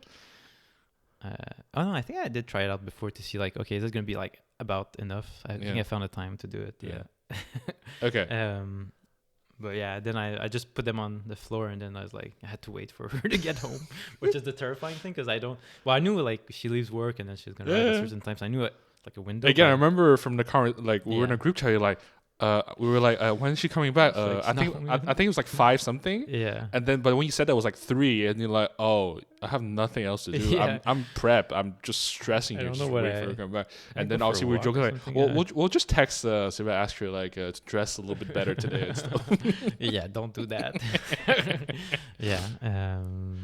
No, yeah, it was pretty stressful to have to wait because it was out of my hand, like when she was gonna come. And then when she entered, it was kind of weird because she entered the apartment and then she said like, "Hello." But she could see the pedals on the floor. Like she should have connected. Okay, like he's proposing, but she was just confused, and she called me by my nickname that I'm not gonna say here. But she's like, "Hello," I'm like, and I'm like, what do I say? Like, say, "Yeah, I'm waiting for you." Like, oh yeah, I remember. I just like, what am I supposed? Like, isn't it clear what is what's happening? Like, just come, like, follow the trail of the pedals. Like, it's pretty clear. Oh, that's so cute. Yeah, but then she eventually she came in. She's like, wow. And then I just started like my performance. And I'm guessing when you were playing out, the nerves was gone. I think I forgot about it, and I was just into the like. I just wanted it to be a nice moment, and and it was a time for me to appreciate all the work that I had been like putting in these past couple months, and I just forgot about it. Yeah, yeah. And I think I probably messed up a little bit, but like it didn't matter. Who cares? Like, Sylvia, she just was impressed. And she would know because you wrote it, so she would know if you messed up the lyrics. Know, yeah, exactly. But it was pretty perfect. Like I practiced a lot, and I made sure that it was a good performance. Yeah. I think she's coming. So you can ask about it. We're talking about the proposal. Yeah, it was our and how proposal. you came into the apartment and you were confused. Yes, I was confused because I expected that if he was going to propose that week, it would have been the Friday, because that would be the day you met. Yeah, the day we met. Yeah, that's why I didn't do it that day. So that's why I was confused. But you knew. I knew, yeah, I knew. And I was very, I don't know, like I got so many emotions coming through. I'm still emotional when I think about it. But yeah, it was amazing, and walk me through that day. Like, it was a normal day. Yeah, it was a normal day. Yeah. It was a normal day. And did you have any idea of everything that he did in the end? Did you see any hint of that? No. Okay. He did really well of hiding it. Lying and hiding. Lying and hiding. I really had no idea. I was very surprised. I was amazed, and I was very emotional. You probably didn't hear like half of his song. You were probably crying and stuff like that. Right? No, am I wrong? Okay. I actually no. I paid attention. Yeah, you were paying a lot of attention. I was really paying attention because, it's just so special. It's a once in a lifetime thing. Exactly. I'm not gonna miss it. Yeah. Yeah. So definitely very emotional, and of course I said yes. It was an easy yes. I was not sure. I feel like after I finished my song, I realized like I did not think about what I was gonna say to propose to you. Did you pop the question or? I think I said like, "Oh, Sylvia Zoo, like, will you marry me?" Yeah, I think I said you just said something like that. But like in the moment, I was like, "Wait, I didn't even think about what I was gonna say." Like, you didn't okay. prepare a speech. Honestly, no, that's fine. That's the moment when I didn't really listen to what you were saying. Okay. I just watched you get on your knee, and I was like, "Yes, yes, I do." Yeah. So it was a very sweet moment. Yeah. Because I think I was telling David, like, at one point I had to tell you that I was going to like a tech conference or like a meetup to go do my singing lesson. And I was so terrified you were going to ask me to take a picture. Oh, but I usually no, I didn't. No. That's a very Sylvia thing to do. She, like when we would do things like me when I hang out with Mario, she would text me like, "Don't forget to take pictures." Yeah, that's true. It's true, guys. When guys hang out together, you guys don't tend to take pictures. You don't think about it. No. But I feel like it's good to have a memory of the of the moment. Because how often do you really meet up with your friends anymore? After that's true, never. Graduating school, and it's. So. Did you know about his sneaking out in the morning at 7 a.m. to practice? No, I did not know. No, because we were talking about like when you got sick with COVID, and I got sick. Like I didn't want to forget like my performance. Okay. So I would wake up at like 7 while you were still sleeping, and I would practice my headset. And, I had no idea. Whispering like. But it probably wasn't too difficult because I tend to sleep in. Exactly. And when I'm tired, I sleep in more. Like very when I'm sick. So. Yeah. I had no idea. And I remember. Like I think a few hours after that Mario was, I think you were, well, I don't know if you did, but we watched the hockey game that night. Did we? And yeah, it was because there was a Habs game that night. Oh. Because so right after all the congratulations, the night message was like, go Habs, go, whatever. It was just a normal day afterwards. I like, that was so funny. NHL. No, there was a Habs game. Yeah. So the proposal. And then, obviously, the marriage. You were married on June 10th? Yes. A year after. So, run me through the process. Like, how was prepping for all that?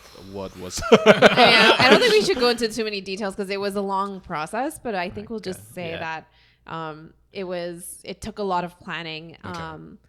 It's a team building exercise, I guess. Well, not team building, but like, you get to know each other. Like, it's a good preparation for the wedding. To plan a wedding together is a good way to prepare to For be a marriage, married. yeah. And what was, because the way you did it, I remember I don't know if I mentioned it the day of, but I remember saying it's like, there's a couple of things, because I've been to over a dozen marriages, right?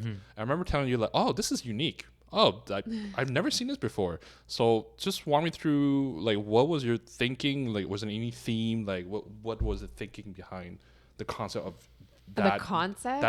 That Mario and Sylvia marriage. I mean, I think we just wanted it to be an intimate wedding. You know, Not too many usually, people. usually weddings are 100 plus people, and we knew we wanted to keep it small and intimate. And so in the end, we only had 50 guests. Yeah. But even though it's a small and intimate wedding, you still have to organize the same vendors. Yeah, You know, it's almost the same amount of preparation. work. Yeah. Yeah. But we didn't really. I think a lot of the theme came from the chapel we were in. Yeah, we were able to find this really cute venue Yeah. where it was a restored chapel, and it has a very, like, it almost looks like a castle from the front, you know, with the gates and everything, and it had a cute garden. So we didn't have to think that much about decoration. There was a lot built in. That was nice. Yeah. In terms of what we did, like you said, there's a lot of stuff that was unique. Do you have something in mind? Like the one thing that stuck out to me was, I forget it was something else, but like you gave like a rose to your parents. Oh yeah, The that was actually was it the rose, right? Yeah, it was a rose. That was The actually the officiant that suggested that, and we thought it was very cute. Yeah. Yeah, so our officiant was really helpful because he gave us a lot of ideas on what we can do to make our ceremony more personal. Yeah. And Like he would give us like kind of a menu of stuff like that he's seen people do that are interesting, and then we would choose what we want because to do. you know, it's our first time planning a wedding. We didn't know what we were doing really. Yeah. So it was nice to have. I think it's important to connect with your vendors and to have vendors who have experience to give you ideas and go from there. But even like the DJ, like we had no idea what kind of games can be played, or like what, or even the timeline of like what happens when, like no idea. Like how long is this gonna take? Like we don't know. That actually like one thing that we did not regret is getting a day of coordinator, because that like even just the planning before, but the day of, like like nobody had to come to us to ask questions. It was all like, go ask her, and we can enjoy our night. Yeah. And that was like, I think one of the key vendors. Oh, for sure. Like, invest in a good day of coordinator, and then it's worth it. Yeah, you don't like that way. We enjoyed our wedding. Like you said, we didn't have to think about other weddings where people go up to the bride and the groom and like just let them enjoy their day. Like that's true. Now that you say this, like I'm doing flashback to all the weddings I've been to. Yeah, it's the at the end, like I remember always seeing them like at the end of all this, like they're drained. Yeah, like, and it's like once in a lifetime thing. Like you just want to enjoy it. Yeah. Like, you want to be part of it. 100%. And you spend so much time preparing it, organizing, picking out the details of, you know, what you want for your day. And I mean, this is much smaller, but you probably remember, Mario, whenever you come to my birthday parties, whatever, because I'm like one of the ones planning usually, and you see me running around everywhere. I'm like, it's my birthday. Yeah, exactly. Like, but when you're planning stuff, you I don't want can't stop. Yes, I don't want we that, wanted to enjoy, and I think we really were able to enjoy our day. Like 100%, it was, and it went so well. Yeah. Oh my gosh, the day of the wedding. Can I talk about the day of the wedding now? Sure. I just remember I was so stressed. You know, even though we prepared everything, like, you know, we had our detailed schedule or whatever, I was so stressed because that morning it was raining. Like we had, okay, so it rained a bit, but I mean, it rained a bit, but it rained heavily so basically I headed to the venue early with my maid of honor. She drove me there, and on the way there it was pouring rain. Because here it wasn't raining. Because so our wedding was in Laval, which was north of Montreal. So we had to drive about half hour to get there.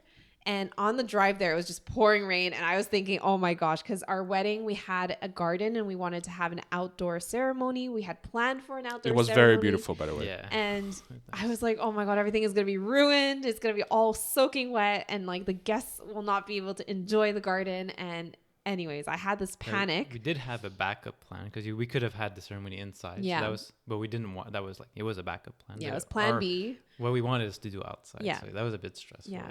But then, you know, I get to the venue, and like as we approach closer to the venue, we realize like the rain stopped, you know, and there's no rain close to the venue. And I asked the day of coordinator, I was like, oh my gosh, it was raining on my way here. Did it rain at all at the venue? And she's like, oh, maybe just a couple of drops, but nothing. Okay, yeah, after. that's why I was like, Nothing I don't. after. That's why I was like, I don't remember it being wet. So No. that's why I'm like, And I I don't was think like, it rained. oh my gosh. But I was from so here, stressed. it did rain here. I'm saying here because Yeah. at our house, like when we were taking the pictures with the groomsmen, it rained at the end Yeah. a little bit. I do remember that. Damn. Okay. But it was like we had done the photo shoot with the groomsmen and my parents, and then when we were ready to leave, it was started to rain. Yeah, I think Okay. we got really lucky with the Yeah. rain. But yeah, I was stressed about that. And then I was stressed when my parents were late. No, yes. My gosh. I still don't know Oh my- what happened. I don't know what happened. Like, I don't know what happened. They came like at the last minute before. Because we were Like- waiting on them to do the Yes, walk. we were waiting right? for no, the. we Well, were waiting for kind another of, guest, but but we were also waiting for them. yeah, we were waiting. And then, but they made it, you know, at the last minute. But I was stressed about that as well. I'm like, where are they? They're supposed to be here, like, 20 minutes ago. And Yeah. then, yeah. I was stressed about the valet service because, like, we weren't supposed. I guess we weren't supposed to park in front, but that went well too. Oh yes, there was like the owner Like- of the chapel. Yeah, he hired somebody to like drive people's car like to the Yeah, parking yeah, lot yeah. and drive them back, and that went well too. Yeah, there's like a shuttle service. We didn't know what to expect, but yeah, it went It smoothly. was super well. Yeah, everything went well. I Yeah, think, we were really lucky, and yeah, it was such a magical day. yeah. Mhm. The food was good. Yeah, Mhm. Mm-hmm. But yeah, I Car. was lucky enough to be invited as a groomsman. So thank you for a nice having me entrance. to. Oh yeah, Special Yeah, entrance we did to an the Lord of the entrance. Rings with your capes. music with the capes. It was not my idea. I'll tell you right away. At least you had props. Oh jeez. I've been to so many weddings, but that was my first time being groomsman, right? Because finally one of my very close friends gets Yeah. married. Many more coming. Oh Jesus. Yeah. From my perspective, it was amazing. It was like you said, very intimate. I felt the closeness of not just with everybody in the room, but especially you and parents. I felt like there was a special meaning behind those ceremonies that you did with them. And yeah, I didn't feel like it was hectic like the ones that I went to. It helps when it's only 50 versus I don't know, like that's it, 100 yeah. tables. Yeah, I've been to ones that were doing like 100 tables. It's insane. 100 tables. I think so. Okay, maybe not 100, but you know, There's a table, that's but a lot. It's Yeah. like the- 10 people per table think usually. think about. Yeah, maybe like Okay, think about you know 50 tables, Kim I'd say. Fong and Ruby Rouge. Yeah. Those restaurants. Think of those times 3. Whoa. We- Okay, those are big. Because there's a dim sum place like that. I think it closed down, but there was a dim sum place like that in New York City, and we booked the entire floor. oh my god. Wow. Yeah, that was insane. Yeah, we didn't want that. We knew we didn't want that. But yeah, actually, something interesting we did like because in Chinese culture there's the wine ceremony. A tea ceremony. Tea ceremony, but we replaced it with like a wine ceremony during the. Reception, Usually it's supposed yeah. to be like on the same day, separate. It's supposed to be on the same day, but the morning of Yeah. the wedding. Yeah. And Oh, we so you didn't didn't do that. We didn't do that because Oh, but sure, you were with me. yeah, it was gonna be too. We thought about doing it, but we thought it's gonna be too stressful and too much preparation for like. And we decided like also like your parents didn't care that much about it. So we Yeah, didn't want because to. I don't have much family here. I mean, it's just my parents really, Yeah. and me and my brother that are here in Montreal. The rest of my family are in China, so it didn't really make sense to do a traditional tea ceremony because usually that's more like it involves more than just your immediate family. You know, like Yeah. it's like your uncles and aunts, Yeah. your grandparents. So I didn't have them And here. I have family here, but they don't care about like. yeah, it's like not, it's not in their culture. it's They not don't in their know. culture, yeah. But did you do It's it not- when you went to China No. for it? Okay. No, we just did like a supper. Okay. But yeah, we did not. But instead of doing the tea ceremony, what we did is like a wine offering Yeah. during the reception. But we also did with my parents, so that was special too. Mhm. So that was Yeah. nice.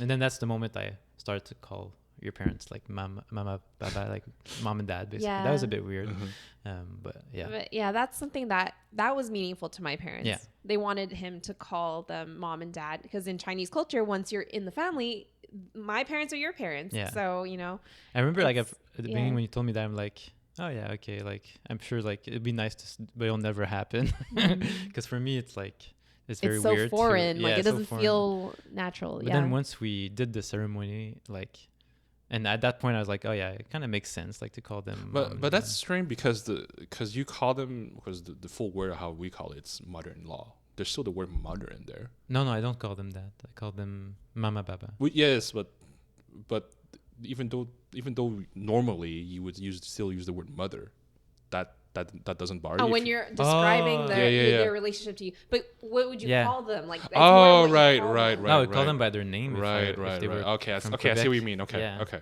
Yeah. So, yeah, instead of calling them by their name, I call them mama. And Okay. papa. Like that's Okay. That was kind of weird. Yeah. But now I'm used to it. But it's something that it makes sense. Like you're like, also here it's like when you get married, you're in the same family. So if you're in the same family, why would you call them mom and dad? Yeah. Mm-hmm. And speaking of family, and again, another thing that was stood out. Thank you. Was when you did the video. Oh yes. You showed off I don't know who shot it, but I'm guessing they all asked him to film themselves. Basically, you asked somebody to put out a video where got all your entire family, I'm guessing, in China to say their blessings in this big screen. Talk to me about that. Yeah, obviously, like I said, my family, most of them are still in China, and they couldn't attend my wedding, but they also, like, I wanted them to be part of it, and my parents also, like, they want my family in China feel like they're part of my special day as well. So my dad had asked my family to film videos, and he edited like a little video with all their clips. Oh, he did it himself? Yeah, my dad did it. Okay. I thought it was the people that you hired. Okay. No, my dad did it. And then we showed the video during the reception where my family members in China were giving us their blessings to our marriage. And it was really nice. And it was very emotional for me as well to see that. Did you know beforehand? Yeah, I knew. Okay. I knew it was going to happen. So yeah, it felt really nice knowing that, even though they're so far away, they were still part of my day, and that we could share that with the rest of the wedding guests that were there as well. You say you were close to mom and dad. Yeah. Are you very close to the relatives in China? Honestly, not that close because, it's, with them living in a different time zone, it's hard to stay in touch. Obviously now with video chats, it's a bit easier. And with, like WeChat, we send messages back and forth, but I'm not that close with them. Okay. Yeah. Okay. So you've been married since June 10th, 2023. How's life since marriage? Very open-ended question.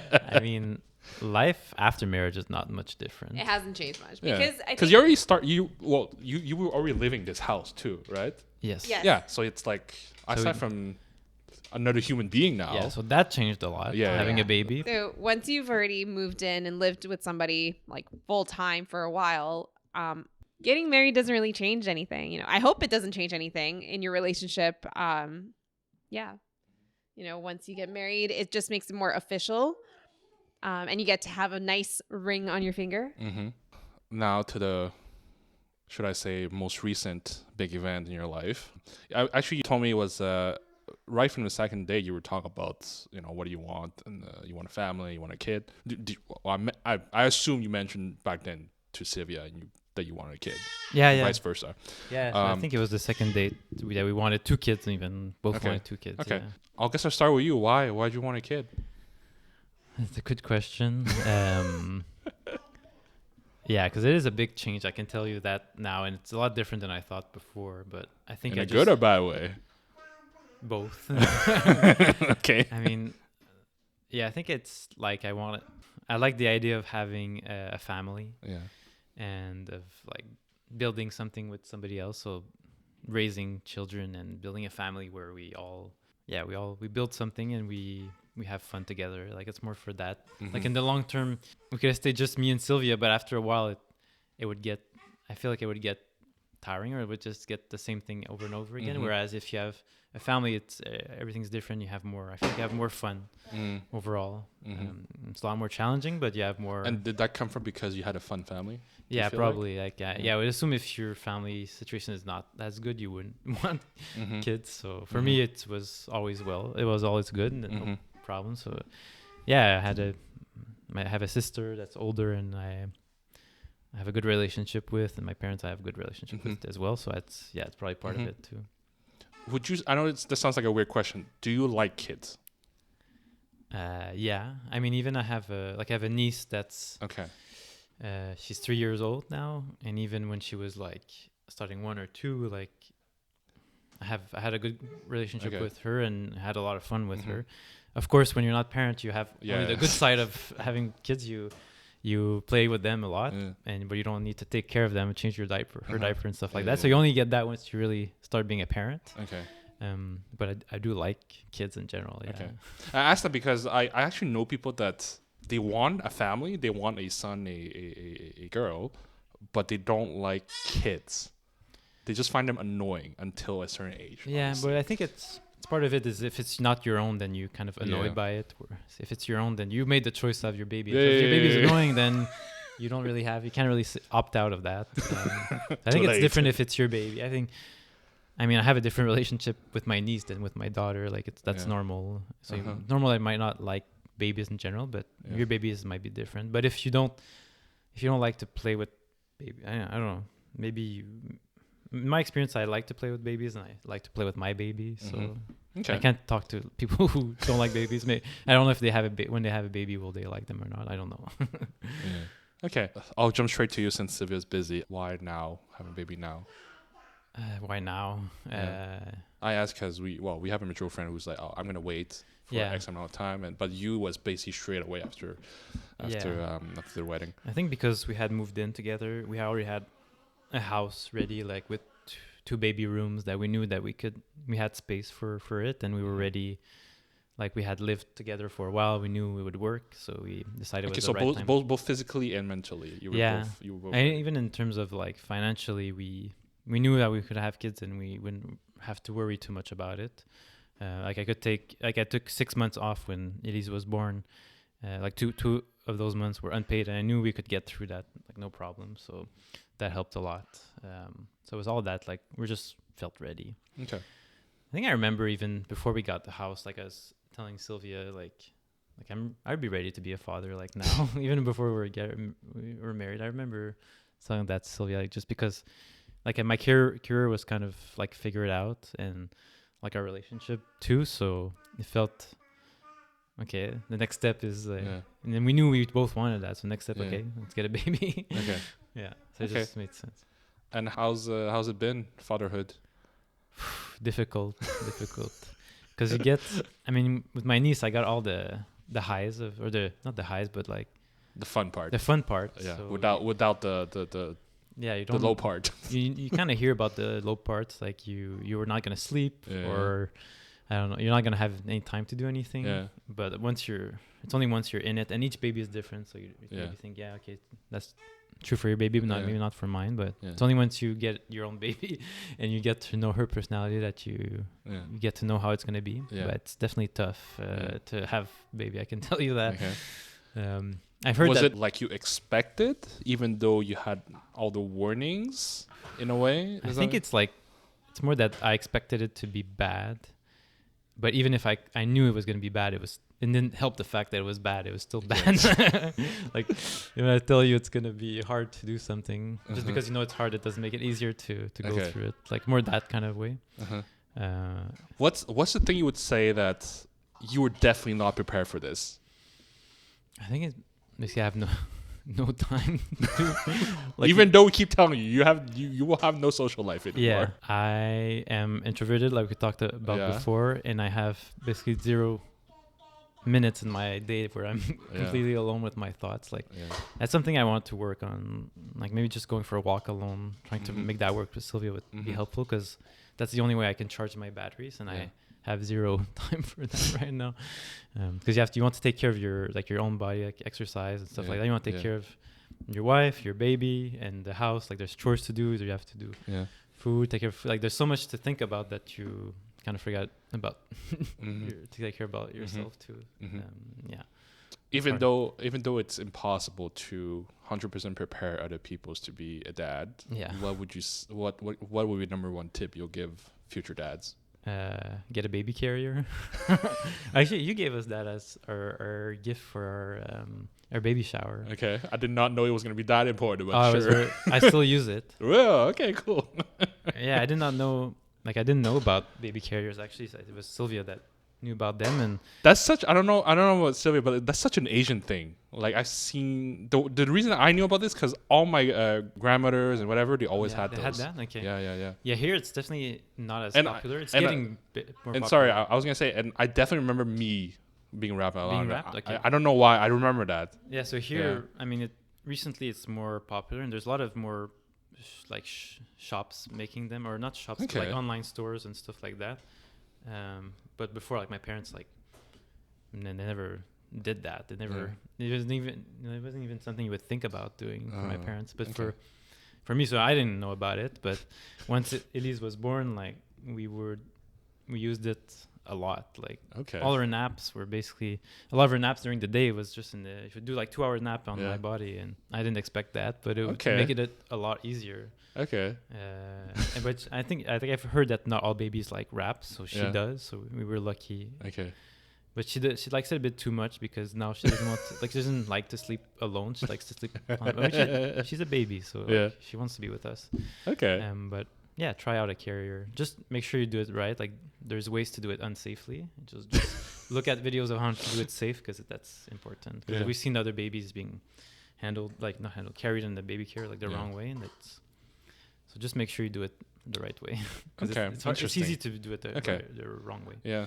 Because the story behind that is like I forgot why, but I couldn't come to the baby shower. But I was like, I'll still buy your gift, and because you built your Amazon wish list, and I was like, Mario, I don't care about the price. Just tell me what is the most useful, what you really need. You know, and you told me that. I was like, okay. Sylvia told me to do that.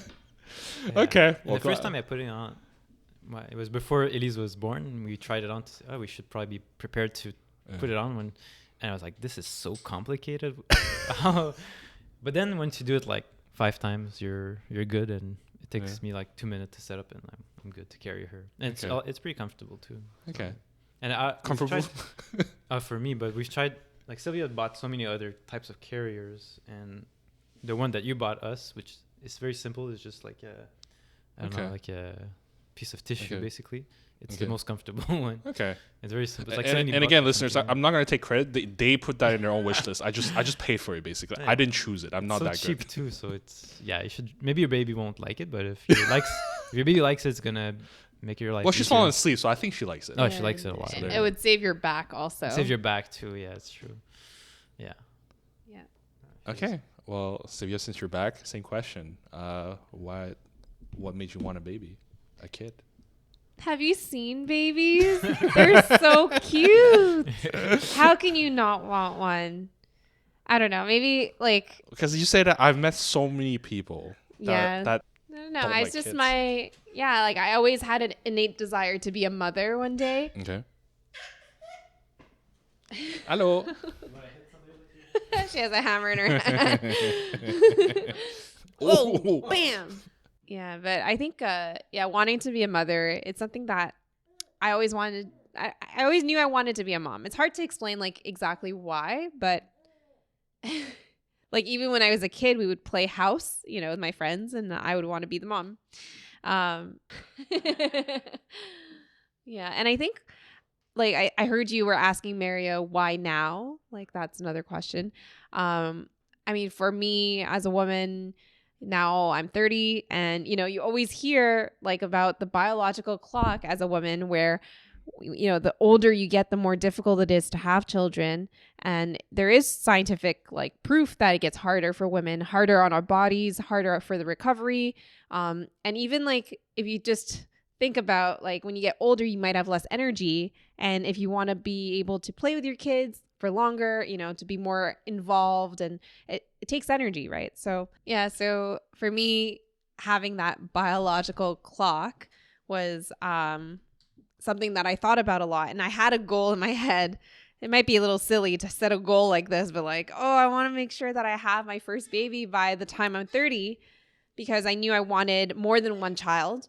And like I said, the younger you are when you get started, the easier it is. On your body.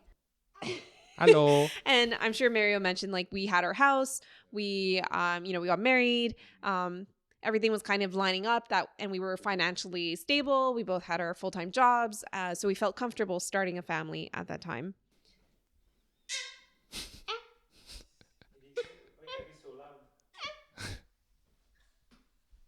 I have a feeling Elise is going to be talkative too when she starts. It's gonna be like mom.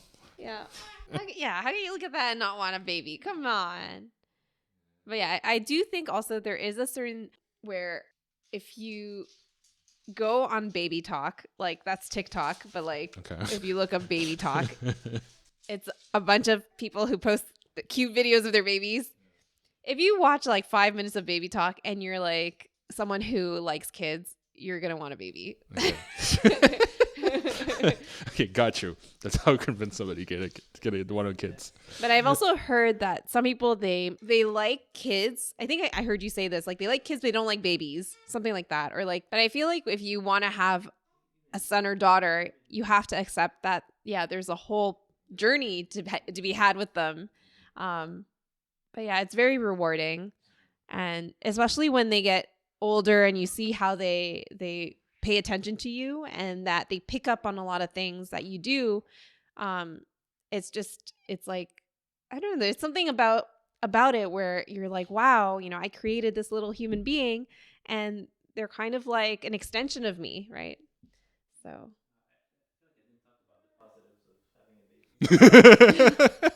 well, it's fine. Right now, We know you love your kid. Yeah, Don't worry we're about still in it. the thick of it. Just got peed on too, so that didn't really. What would you say is the thing, or some of the things you would want to instill in her? I feel like there's a lot of things that I want to instill in her. That's what. Yeah. So, I generally, like in general, for her to be a good person, to be somebody who is kind of a big question at the same time. Because like it's also, I feel like answering this question, it puts a lot of responsibility on me too, like in terms of like, okay, like I have to think about, you know, what I want to instill in her and how I can be a good role model for her to make sure that she is becoming that kind of person. But yeah, to be a good person, to be someone who is friendly, but also can stand up for herself if she needs to have confidence, to not be afraid of failing and learning and growing. So those are all important things. And I think also to be close to her family, because for me, family is very important.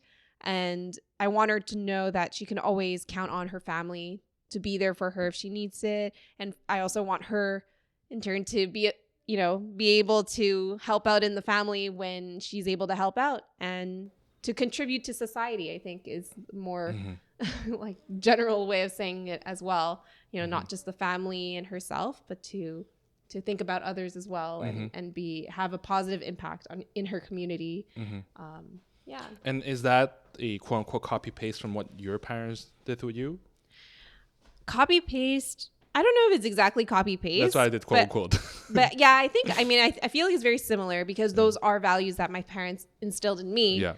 And yeah, and for me, it's important that I pass those values on as well. So yeah. Okay. I'll ask that tomorrow afterwards. What's the story behind her name? Oh, her name Elise. I like to say that it's because there's a piano piece that I really enjoyed playing when I was younger, and that I still really enjoy playing and I love. And it's called Für Elise. It's very Für Elise? Yeah. It means for Elise. Okay. And it's a piece that was composed out of love for this girl called Elise. And it's a very beautiful piece. So yeah, you can listen to it. And I just love the name Elise. It's all to say is, yeah, I really enjoyed that piece and I like the name. Okay. And also we wanted a name that could be pronounced easily in French, English, and in Mandarin or Chinese. Yeah. And so, right. Yeah. And you know, like names with the letter R are always more difficult for Chinese people. You know what's popular for girls' name? It's something that ends with A. With A? Yeah. Not have a blank, but it's so many A's. Fiona, crap. I have so many examples in my head. I just forgot about it. Yeah. But yeah, that was banned for us. Oh yeah, I didn't like names that ended in A because of the way that Mario pronounced the names. Like what? But but not really like his way. It's just like I think it's more like I didn't want people in Quebec to pronounce it with their Quebec way. Okay. Like even Mario my and Mario. name, like if I give you example, my name, Sylvia, right? So you can say in French, Sylvia, but you can also say Sylvia, which I do not like. I don't like the sound.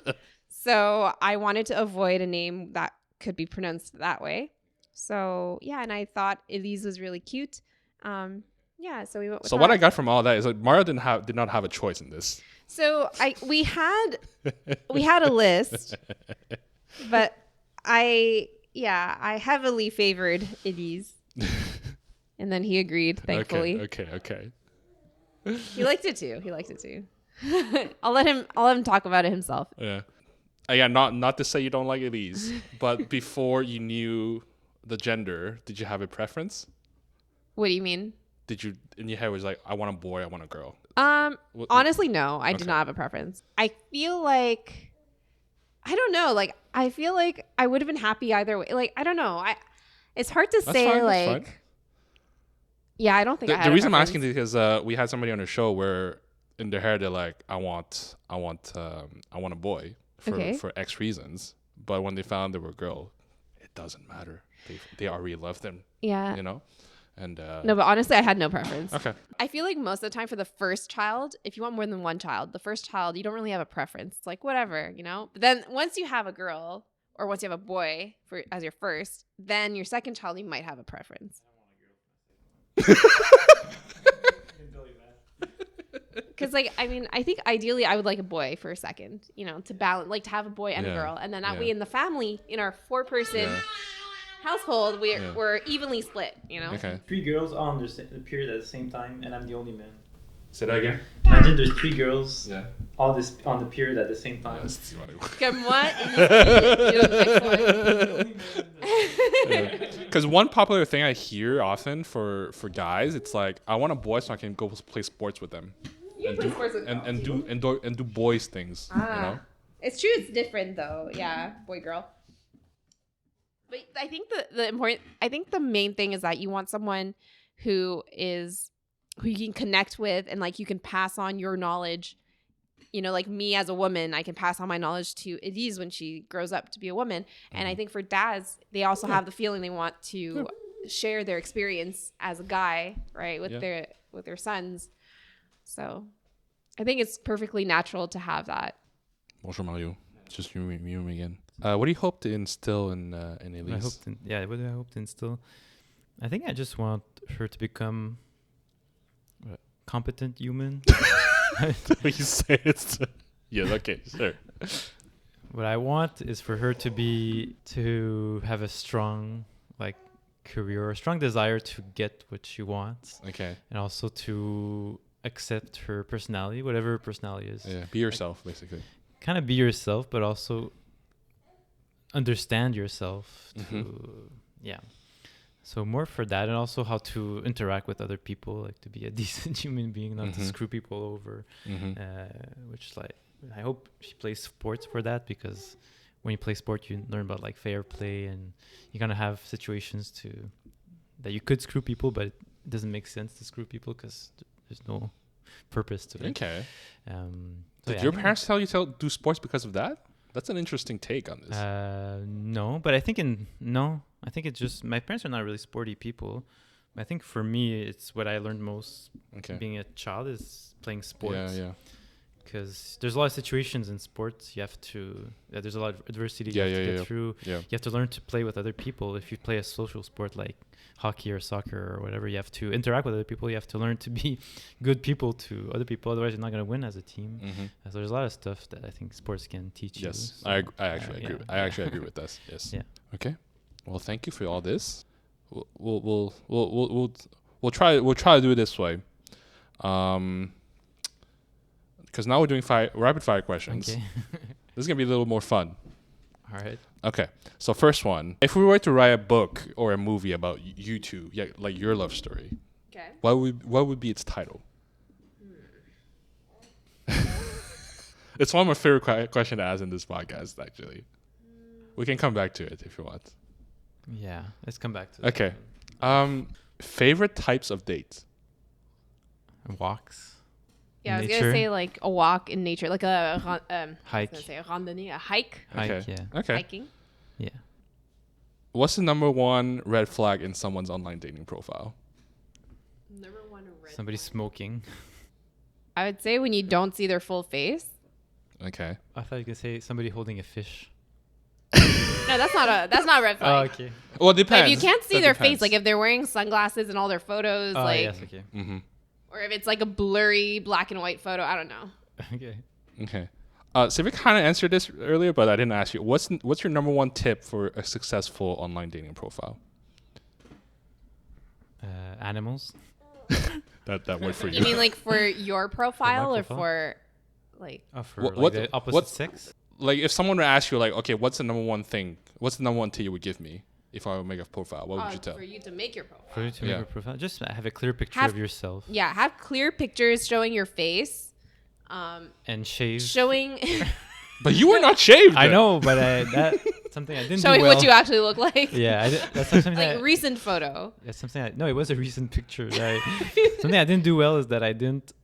I didn't take pictures of me where I was in my best light. Let's say that's kind of weird. It way to worked. say. It worked. Still worked, but I did not notice. Like, I didn't notice. He told me he was only on the apps for like a few days before he got you. I'm like, oh my god. I got you. You got me. Got you. Got you. Jeez. Getting ghosted or getting catfished? Getting catfished. What's worse? Sorry. That's Oh, what I what's meant. worse? Yeah, what's worse? Getting ghosted. I think getting catfish is worse. Wait, what's cat? Catfish Catfish is is like. when they lie about something. Like they Oh They shit! don't. Okay. They don't they look don't like show them. their true self. They, Yeah. they use Okay. somebody else's photo. Oh, or catfish is worse. Okay. I thought catfish was like when Ghosted you walk on the is like, street okay. and then somebody is like telling you like, "Oh, your butt's nice" or something. Like that. that's catcalling. Oh, cat call. Okay. Catfish. Okay, cat calling. Okay. Oh, so what's worse for you? I ghost. No, sorry. Catfishing is worse. Okay. What's one thing that you both are extremely crazy about that other people may not understand? Wait.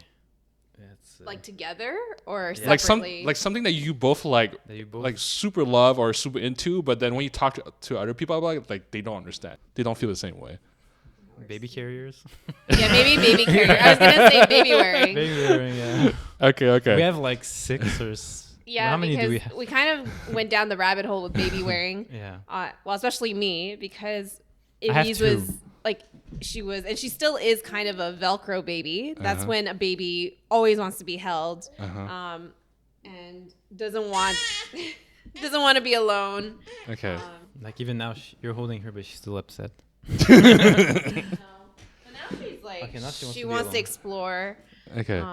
She can't stay in one place at once. But yeah, when she was little, we had to carry her for all her naps, like during the day, even when she was awake, you know. So baby wearing definitely is our niche Yeah. interest. I feel like that would be every parent's thing, though. No. No? But also, our other thing was that we used an umbrella for the sun for her, like, even if we're just outside for the sun, in front of the sun for like a minute. Oh, I feel passionate about sun care. Sun blocking. Sun protection. Sun protection. Again, Solar I protection. don't know. Maybe that's an Asian thing. No. I see my family do that a lot. No, Okay. I don't think most people do that. No. Okay. I think it is an Asian thing though. Okay. Texting or calling? What's the question? Like, Which you prefer? Calling. what do I prefer? Together? Yeah, Together? between you two. Calling. Calling. Yeah, Mario's a bad texter. Hey. Dine in or dine out? Before Elise, dine out. After Elise, Dine in. Yeah, that's literally. I was gonna say it depends. That's a good one. This is a Mario question. What's your favorite Chinese word? Oh boy. Okay, I remember at the beginning I was obsessed with the word like to be hungry, because I found it really funny. Because you say or in Shanghainese, the other one it was how to say 5. Oh yeah, because we don't have that in in Right. English and in So that I French. found it very funny. And if you say like 5 fish or something, it's like something like that. I found that very funny. It's mostly because it was funny to me. Yeah. What's the one thing you were surprised to learn about each other? That Sylvia was born in Belgium. It's pretty easy. Yeah, that's a surprise to me too. Yeah. The first time I learned about that, Sylvia, was at the wedding when your dad said it in his speech. I did not know that. I was like, oh shit. Yeah. Yeah, you wouldn't expect that. I don't know. Do you have an answer? The most surprising thing was that you're not Italian. Does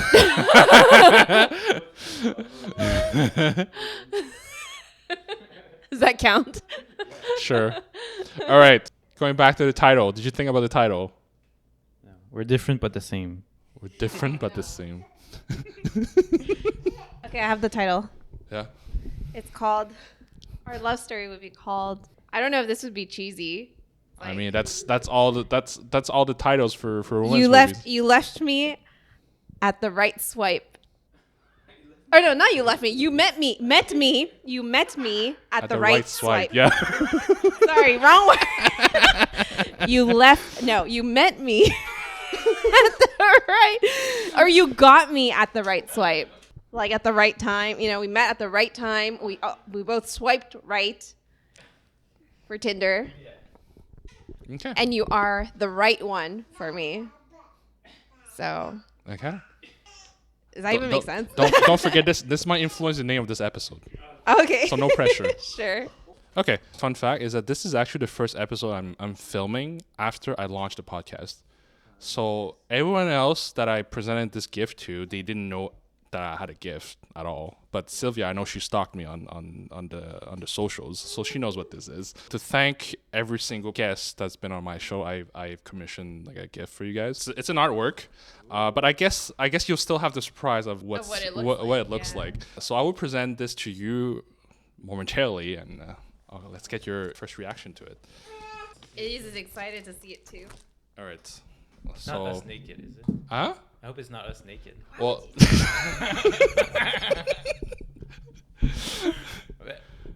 Let's just see it. Sylvia is not happy right now. Why would you say that? I don't know. Yeah, because he shared me pictures of you naked. I'm joking. All right, so whenever you're ready, please turn around and give me a reaction to it. Oh my so god, cute. it's so cute. Hi, Look Elise. at this. Elise. Oh, So- it's like dragon. Yeah. That is wow. so cute. Yeah, the thinking behind the Elise was that at her age, it's really hard to make distinctive features for a chibi-style artwork. So we got a little creative. I told the guy, hey, she's born dragon year. Put her into a dragon makes onesie. sense. And then if you look at the detail, that's really cool. If you look at the blocks, Yeah. it spells her name. That's amazing. Oh, wow. Thank you so much. So obviously these are you two, obviously. Mama. And then you got me stalking behind or / babysitting. Where you want to say? Oh, you didn't even notice me.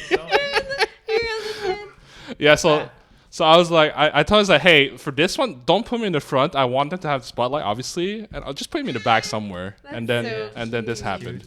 Yeah, and initially I was worried. I was like, wait, this kind of looks like I'm stalking you too. No, you're just looking at Elise, making But sure you- she's but- not going to the fire. Yeah. Yeah. Papa. But yeah, hope you liked it. See, Yeah. It's cool. It's really cool. Elise. Papa.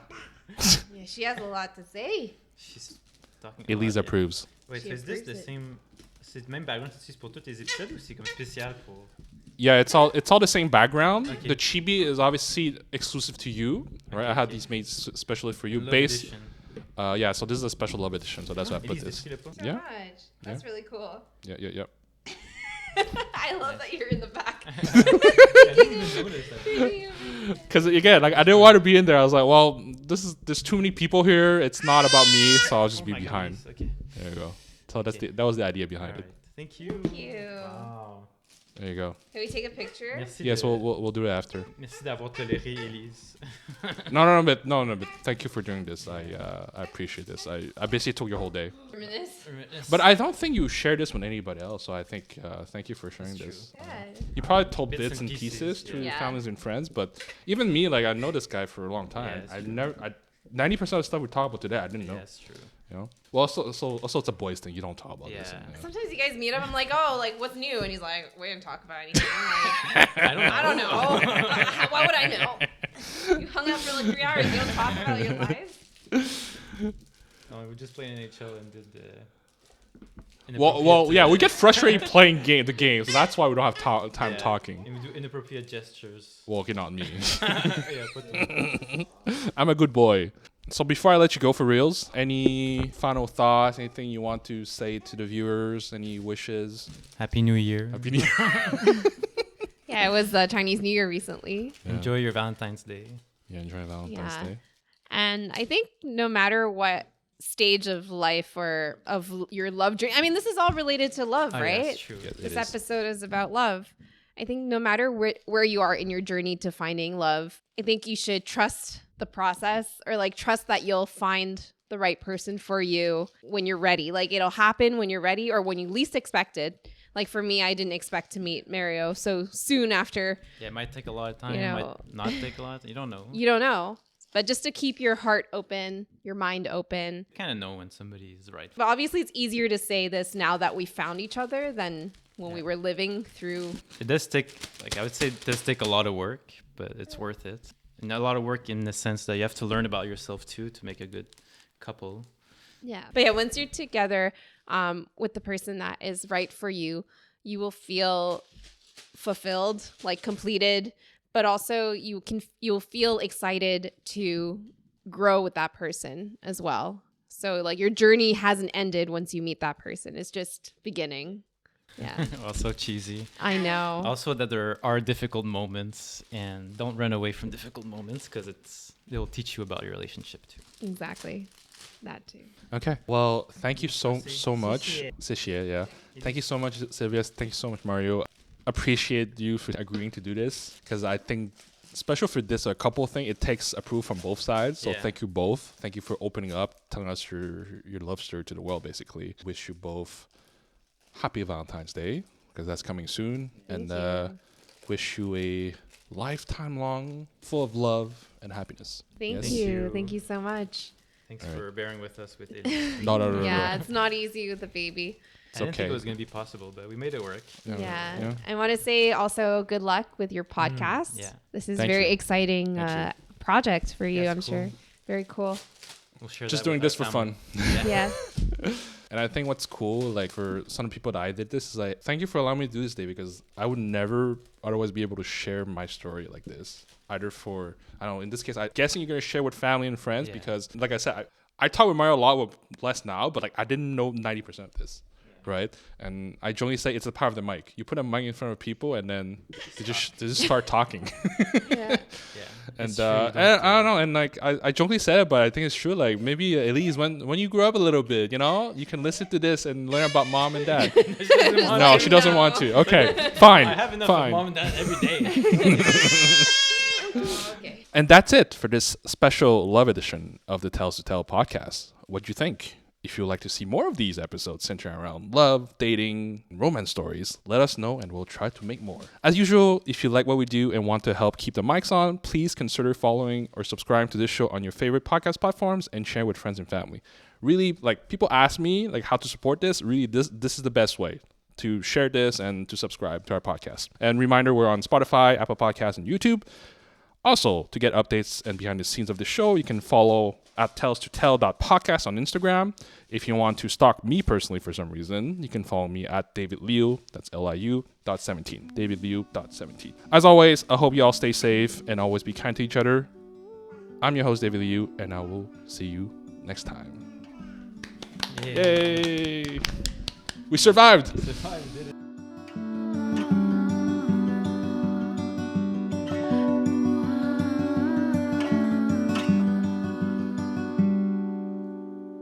My name is Mario, And my name is Sylvia. and this is our love story.